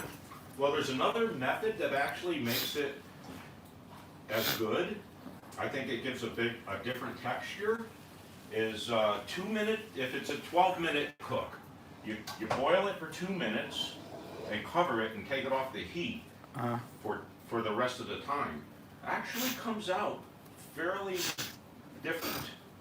So, Really? Oh, he's really setting it up. Wow, look at that. Oh, yeah. See, you know, we're going to go down, we're thinking about going down to Pattaya, all of us. Whoever is here around the end of the month. We'll meet everybody in Pattaya somewhere, and Johno's going to cook for everybody. Oh yeah, this is the first I've heard of this. Look at that. Oh, where's the cheese? Oh, he's got the grated Parmesan. Pecorino. So Pecorino. Start the jokes. That's all right. Pecorino. Some like to throw it in boiling water, in with the cooked spaghetti.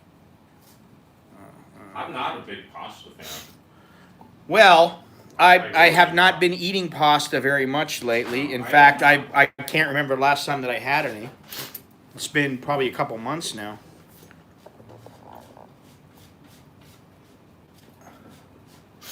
Longhorn says he wants garlic bread with cheese. Oh, look at that.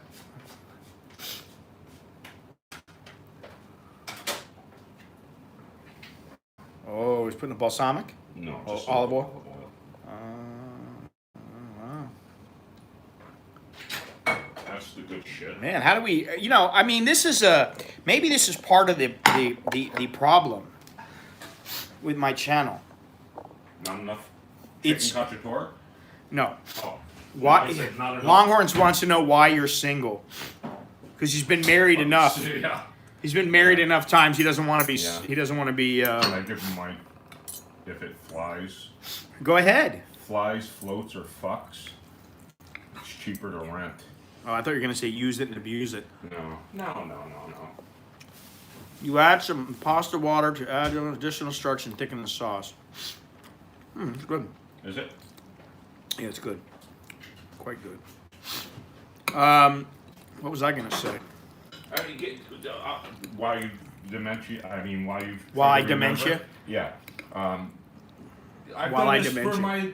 for people all my life. Cook for them. That's what the Italians do on the East Coast. They feed. So you. you're sort of like an old Italian woman. I am. And, well, no, I was born. and Jono's raised. not You- eating? You did no. I was raised where the first thing you did when someone came over is you fed them. That's just the way I grew up. Yeah, me too. No, but Or- it's no big thing for me to cook for you.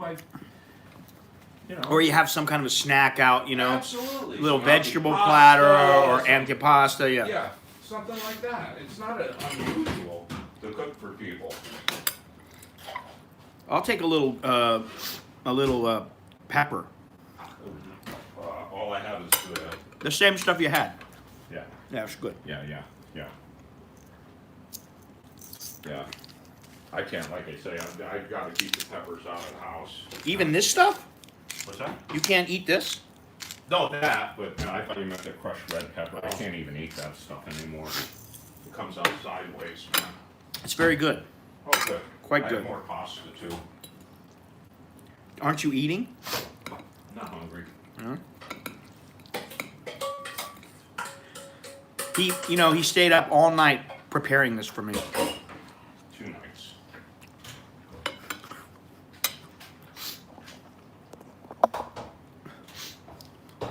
Johno at his finest. Yeah. You've added a new dimension to this Well, stream. If you guys like this, Maybe I'll make fried pizza for our next Wow. little get together. Sounds good to me. and that's kind of sparse on the sauce, but Right on. Not bad, huh? No, it's good stuff. it's easy to make. It's the kind of stuff I can't find here that I kind of crave. Oh, go to an Italian restaurant, you can find this. I've had it before. Yeah. Yeah. Although I don't eat chicken cacciatore all that often because it's a pretty simple dish. It is. It's a peasant dish. It's what they would call hunter's chicken. You know what I like this peasant dish is gnocchi. Yeah. Well, that's what I made. One of the chefs I worked for.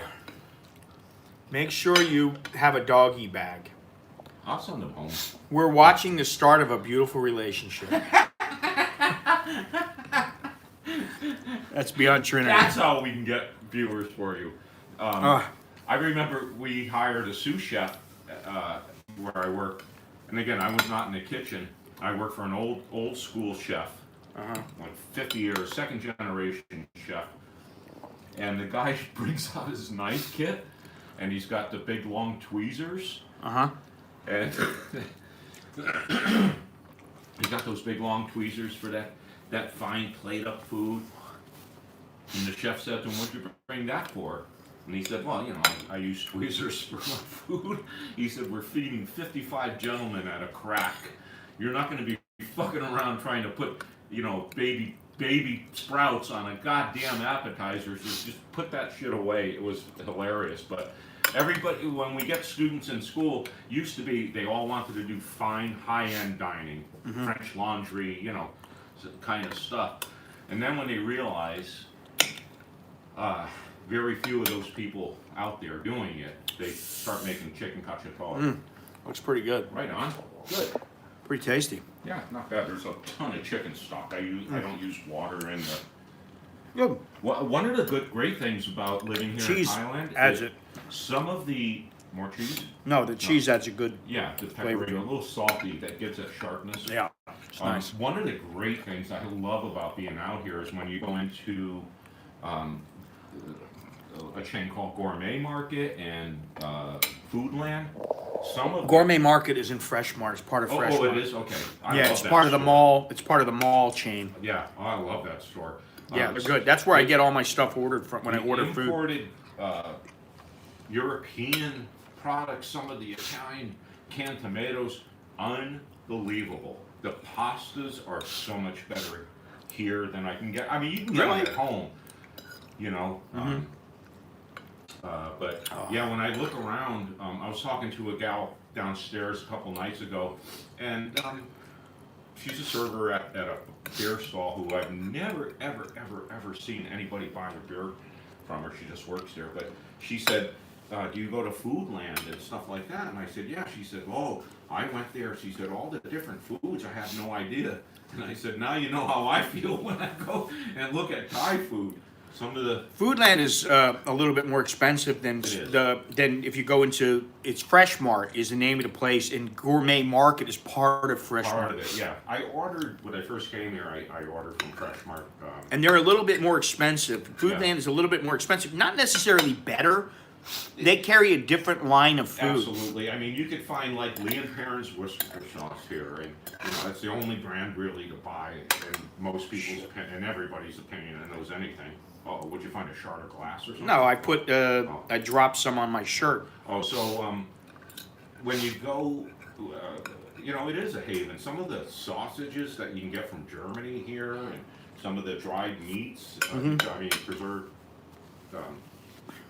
meats, they're incredible here. Yeah. They really are. So basically, you're not bitching and moaning about the majority of things here. You like your life Oh here. no, I wouldn't have moved here. I had a pretty good idea about what the hell Yeah. this was about. It was a lifelong, I mean, a life-changing situation for me. My wife's beyond getting jealous of me and what I'm doing.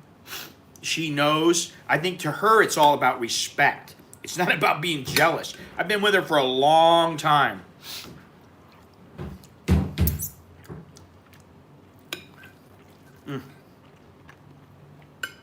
She knows I'm not doing anything wrong here. I don't think she knew that Johno was cooking for me. But she did know I was coming over here.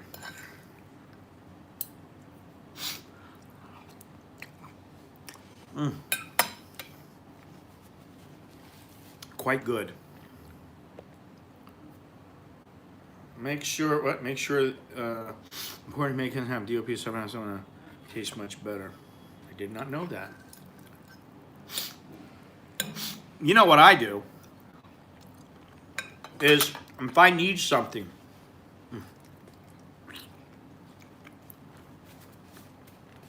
if I need a kind of particular kind of food, like a sauce or something like that, I'll actually ask Cake. Hey, do you know about this right here? Oh yeah, they have it. We know. I can't find it. It's on this place. It's over on this place. Oh, okay. She knows where everything is, so it's very helpful. Since we're talking about food.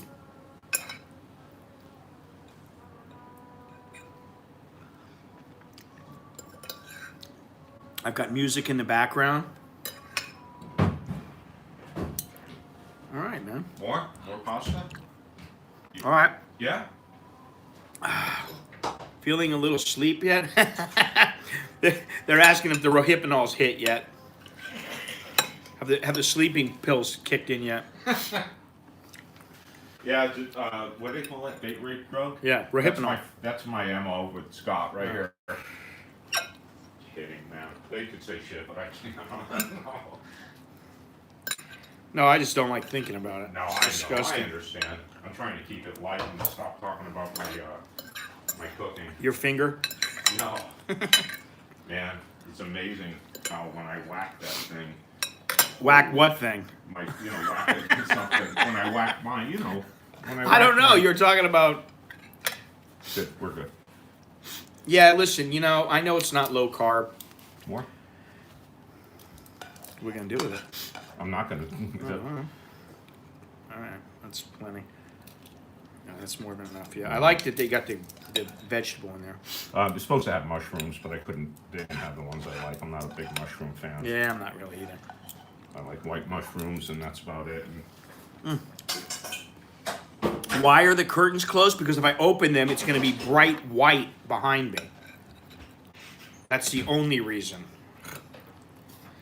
God, you guys got these tendencies that are like, don't they? They have this tendency. That's all I'm going to say. Yes. Not that there's anything wrong with that, Yeah. but Yeah. for me, it's not my style. Oh, I did give you a knife. Yeah. I grabbed it. Yeah, I love. Good stuff. Oh, good. Let's put it on. Let's put the camera on Mr. Johno. Since I'm eating. Nobody wants to see me chomping food. I understand. Tell some of your jokes. They bomb on the web. You have to be here. You have to have a couple of cocktails or something for it to Or be funny. plate of spaghetti. Yeah, yeah.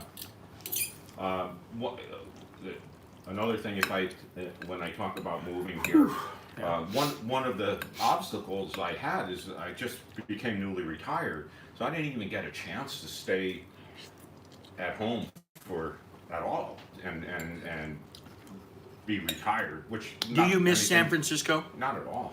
Really? A bit, yeah. No, I couldn't. Now, let get me ask away- you this. Couldn't get away fast. When enough. you would walk out your door and like walk down the street, I live would in you s- Oakland, by the way. We say San Francisco, but anyway. would you see people shitting on the streets?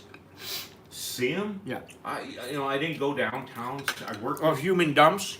Oh, you see it. Literally, Really? right around the corner Why do I from have me to see that? was a homeless encampment with like 30 people under a overpass Uh-huh. that wasn't there 25 years ago when I moved. No to porta Oakland. potties. Oh, they deliver them now. They Oh, put 'em- really? And they even give them a garbage.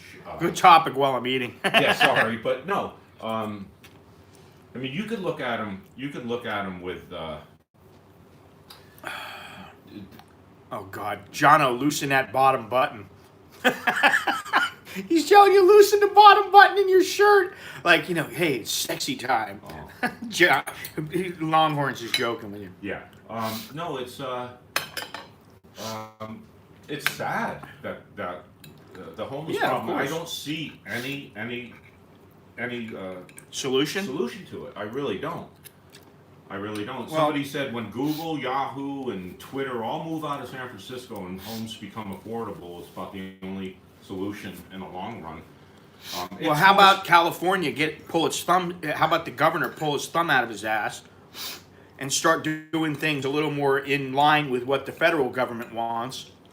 And maybe the federal government would help and provide some Yeah. funds. Well, that's always going to be a bone of contention because California, well, the Bay Area is such a liberal Right. population, and Is this spaghetti? I have to ask because somebody asked, is there Viagra in this spaghetti? a ton. Unbelievable. That's that bitter. That's why you needed pepper on Oh, it. God. But anyway, yeah, yes, it adds to crime these people because my 7-Eleven was right across away from the homeless camp, and a guy walked by, and I couldn't believe it. He had like a homeless guy, a carbon fiber brand new bike. Uh-huh. It was stolen. Absolutely stolen. And he brought it over to the homeless camp, and I lost sight of him and stuff. So yeah, it does bring a amount of crime, but this liberal attitude over there, it's not in my backyard. We have to treat the homeless with care, but they don't want them on their block. So I don't miss San Francisco at all. All the same problems in Boston, all the biotech pharma has driven rents through the ceiling. City, state government trying to get more affordable housing built. Yeah. Well, and I'm not one. I've looked into it. I'm not one for these little tiny houses because they drive me nuts. Okay, especially if I was with my wife and my kids. That'd be nuts. But I will say, what about all the leftover containers? Oh, yeah. Start making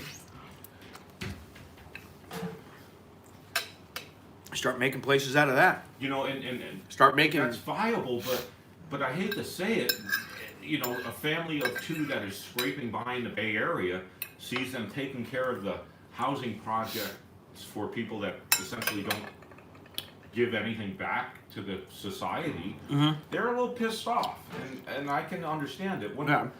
it's nobody's. I mean, it's Business. yeah, it's not anybody's fault that these Oh. things happen in people's states. We were hated. Californians were hated by Seattle people because we drove up. Texans hate Californians. Just ask Of course. Longhorns.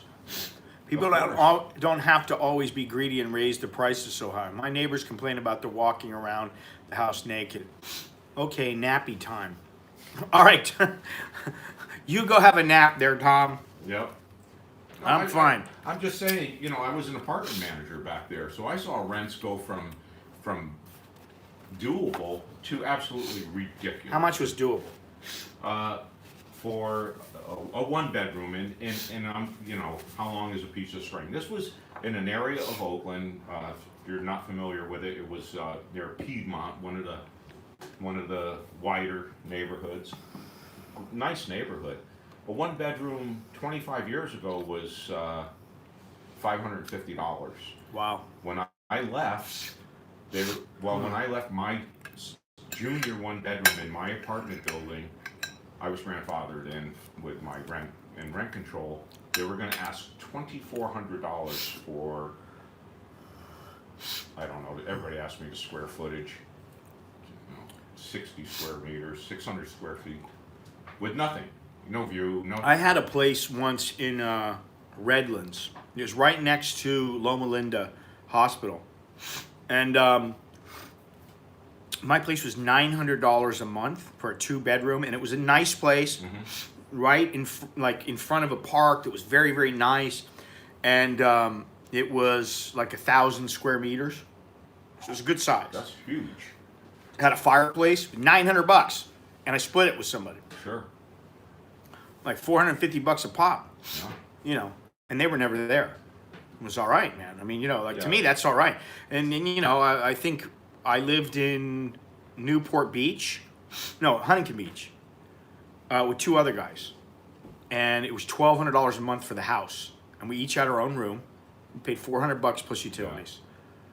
You Yeah, know, see, so when I start hearing, you know, it's $2,000, $3,000, I'm like, man, you know, you're talking New York prices. Yes, you know, minimum wage is $15.50 an hour right now in California, in the Bay Area. Yeah, but that doesn't get you much. That doesn't get you jack. You know, all these people will crunch the numbers and find out you have to work 80 hours a week to live there at minimum Johno wage. says the average price for a 2-bedroom in LA is $2,500.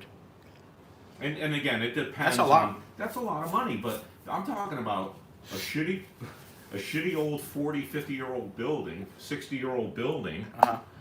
And then they want to stick it to you for another $150 for a parking place in the garage, and That's bullshit. well, it is. You can live here, but you know got to why? pay for the parking You know spot. why these pricks did this? The company I work for, because there was rent control on the apartment, But but not. not on the fucking parking spot. So you're gonna really put it to somebody by raising their parking like 15% when you're charging $3,000 for a 2-bedroom?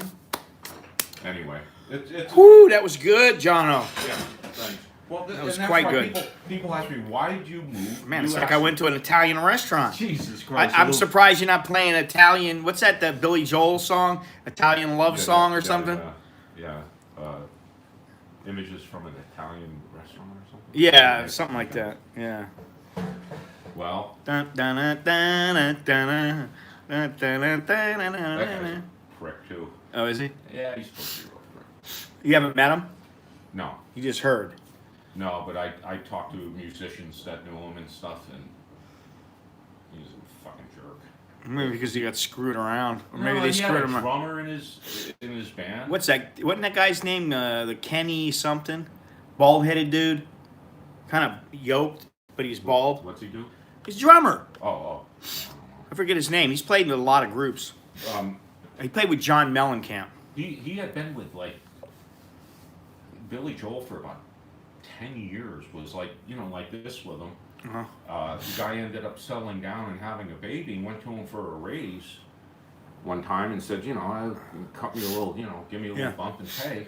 Billy Joel says, enjoy your life. Really? Let him go, man. What a prick. Wow. Yeah. Beyond Trinity says a one-bedroom in Boston averaged $28.85, two-bedroom $35.83. Almost $3,600. What do you do for a living to? Well, I mean, there are people that that make that much. I understand, but Longhorn says if Johno is free on February 14th, can he be his Valentine? He wants you to be his Valentine. He might even give you a reach around if you're lucky. Common decency of a reach around. Oh God. No, what's the nobody can afford to just have a normal life in that Bay Area or in Boston, New York. It's been like that. You watch, they're gonna start charging the homeless people to take a dump on the street. Well, you have to look at it from this way. Somebody's paying for all of that, and why is my rent $2,500 when a guy is getting garbage picked up for free? He doesn't spend money. He doesn't contribute to society. I'm not putting the homeless down. Right, I'm just saying, you got to look at it that way. Why am I paying so much? Yeah. I should be living in utopia at these prices. Yeah, you'd think it. You'd think. I mean, I love the BTS system. I can live well in Texas for $3,000 a month in many places. On average, Yeah. I believe that. Yeah. I remember in school they'd say, how to budget your money is a third for rent. It was like 25% for rent, For rent. Fuck it, that's 25% for utilities, 25% for Yeah, savings, yeah, 30% yeah. for spending. shit like that. That Shit. shit's gone. Yeah. It's 50%. We had a young girl come in. I used to not take applications. I didn't want to know anything about them. Just bring them down to the office. Young girl comes in, about 25 years old, just moved from Chicago. And I get a phone call after she puts an application in and says, well, her application cleared. So I said, Carmen, that little girl makes enough money to pay $3,000 for an apartment she's going to live in alone. She said, that little girl works for Google and she makes $210,000 a year. Holy shit. So generally, and it's statistically proven that single women only stay in an apartment for one lease. Okay, you're in, spaceman.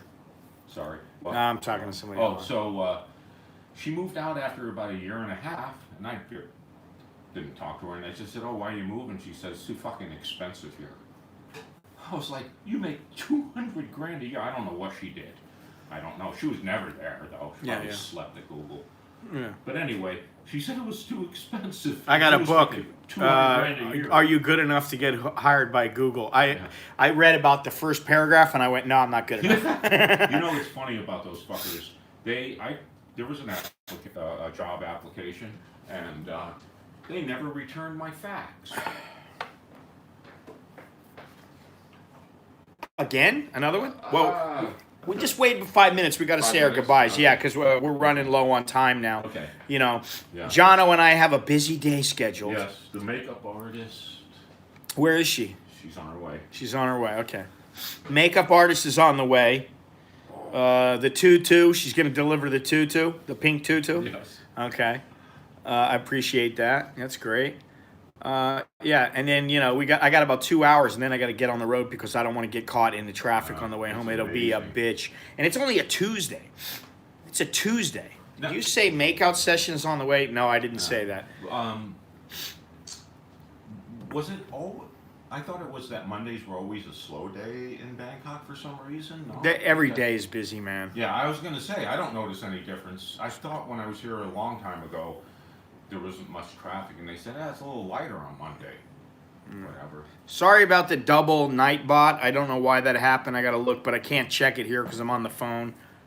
So, apologies for that. But, check out the latest video I just put up, the little 2-minute one. I'll have another one coming up probably, what's tomorrow, Wednesday? All day. Yeah, probably Wednesday, maybe Thursday. And then Sunday. And then we got, Chinese New Year coming up pretty soon. That's about, what's today, 14th? 11 days from now. Chinese New Year starts, so we'll be streaming then. Lots of stuff happening. Yeah. You got visitors coming? There's plenty of visitors coming. Mr. Longhorns is coming. He's arriving. And, lots of stuff going on. So hopefully I'll be in Hong Kong the beginning of February, if all goes well. We'll see, but there's a lot going on over there. There's stuff going on all over the place here in Asia. And, so hopefully it will be exciting. The channel will have some exciting things happening.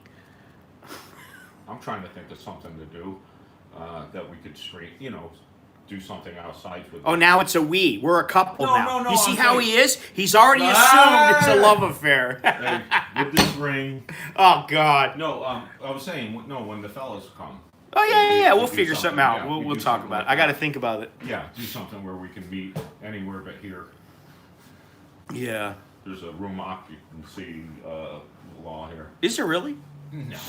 I don't know. No, it's a small place. If you come up with some chick, did he take her ID? No. Okay, that's good. Yeah, that's good. No. Unless she robs you, then that's not No, good. and it was kind of funny. One of my students visited. Yeah, a you Thai told me. girl, and I was hoping, I hope she doesn't walk over and give her ID because she. Oh, that happened. Yeah, we're all low-so here. I don't think any of us are high-so. No.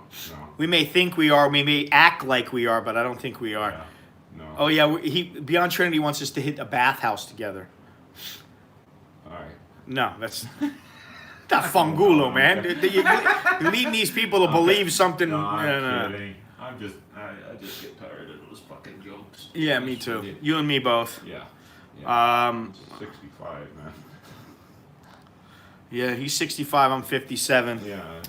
And the guy today, the old man today, he goes, "I'm almost 60 now. I'm 58." And I said, "Oh wow." He goes, "How old are you?" And I said, "How old do you think?" He said, "I don't know, 45, maybe 50." Yeah. And I go, "Nah, I'm 57." He goes, "No, you don't look more than 50." Yeah. And I said, "I am. Yeah.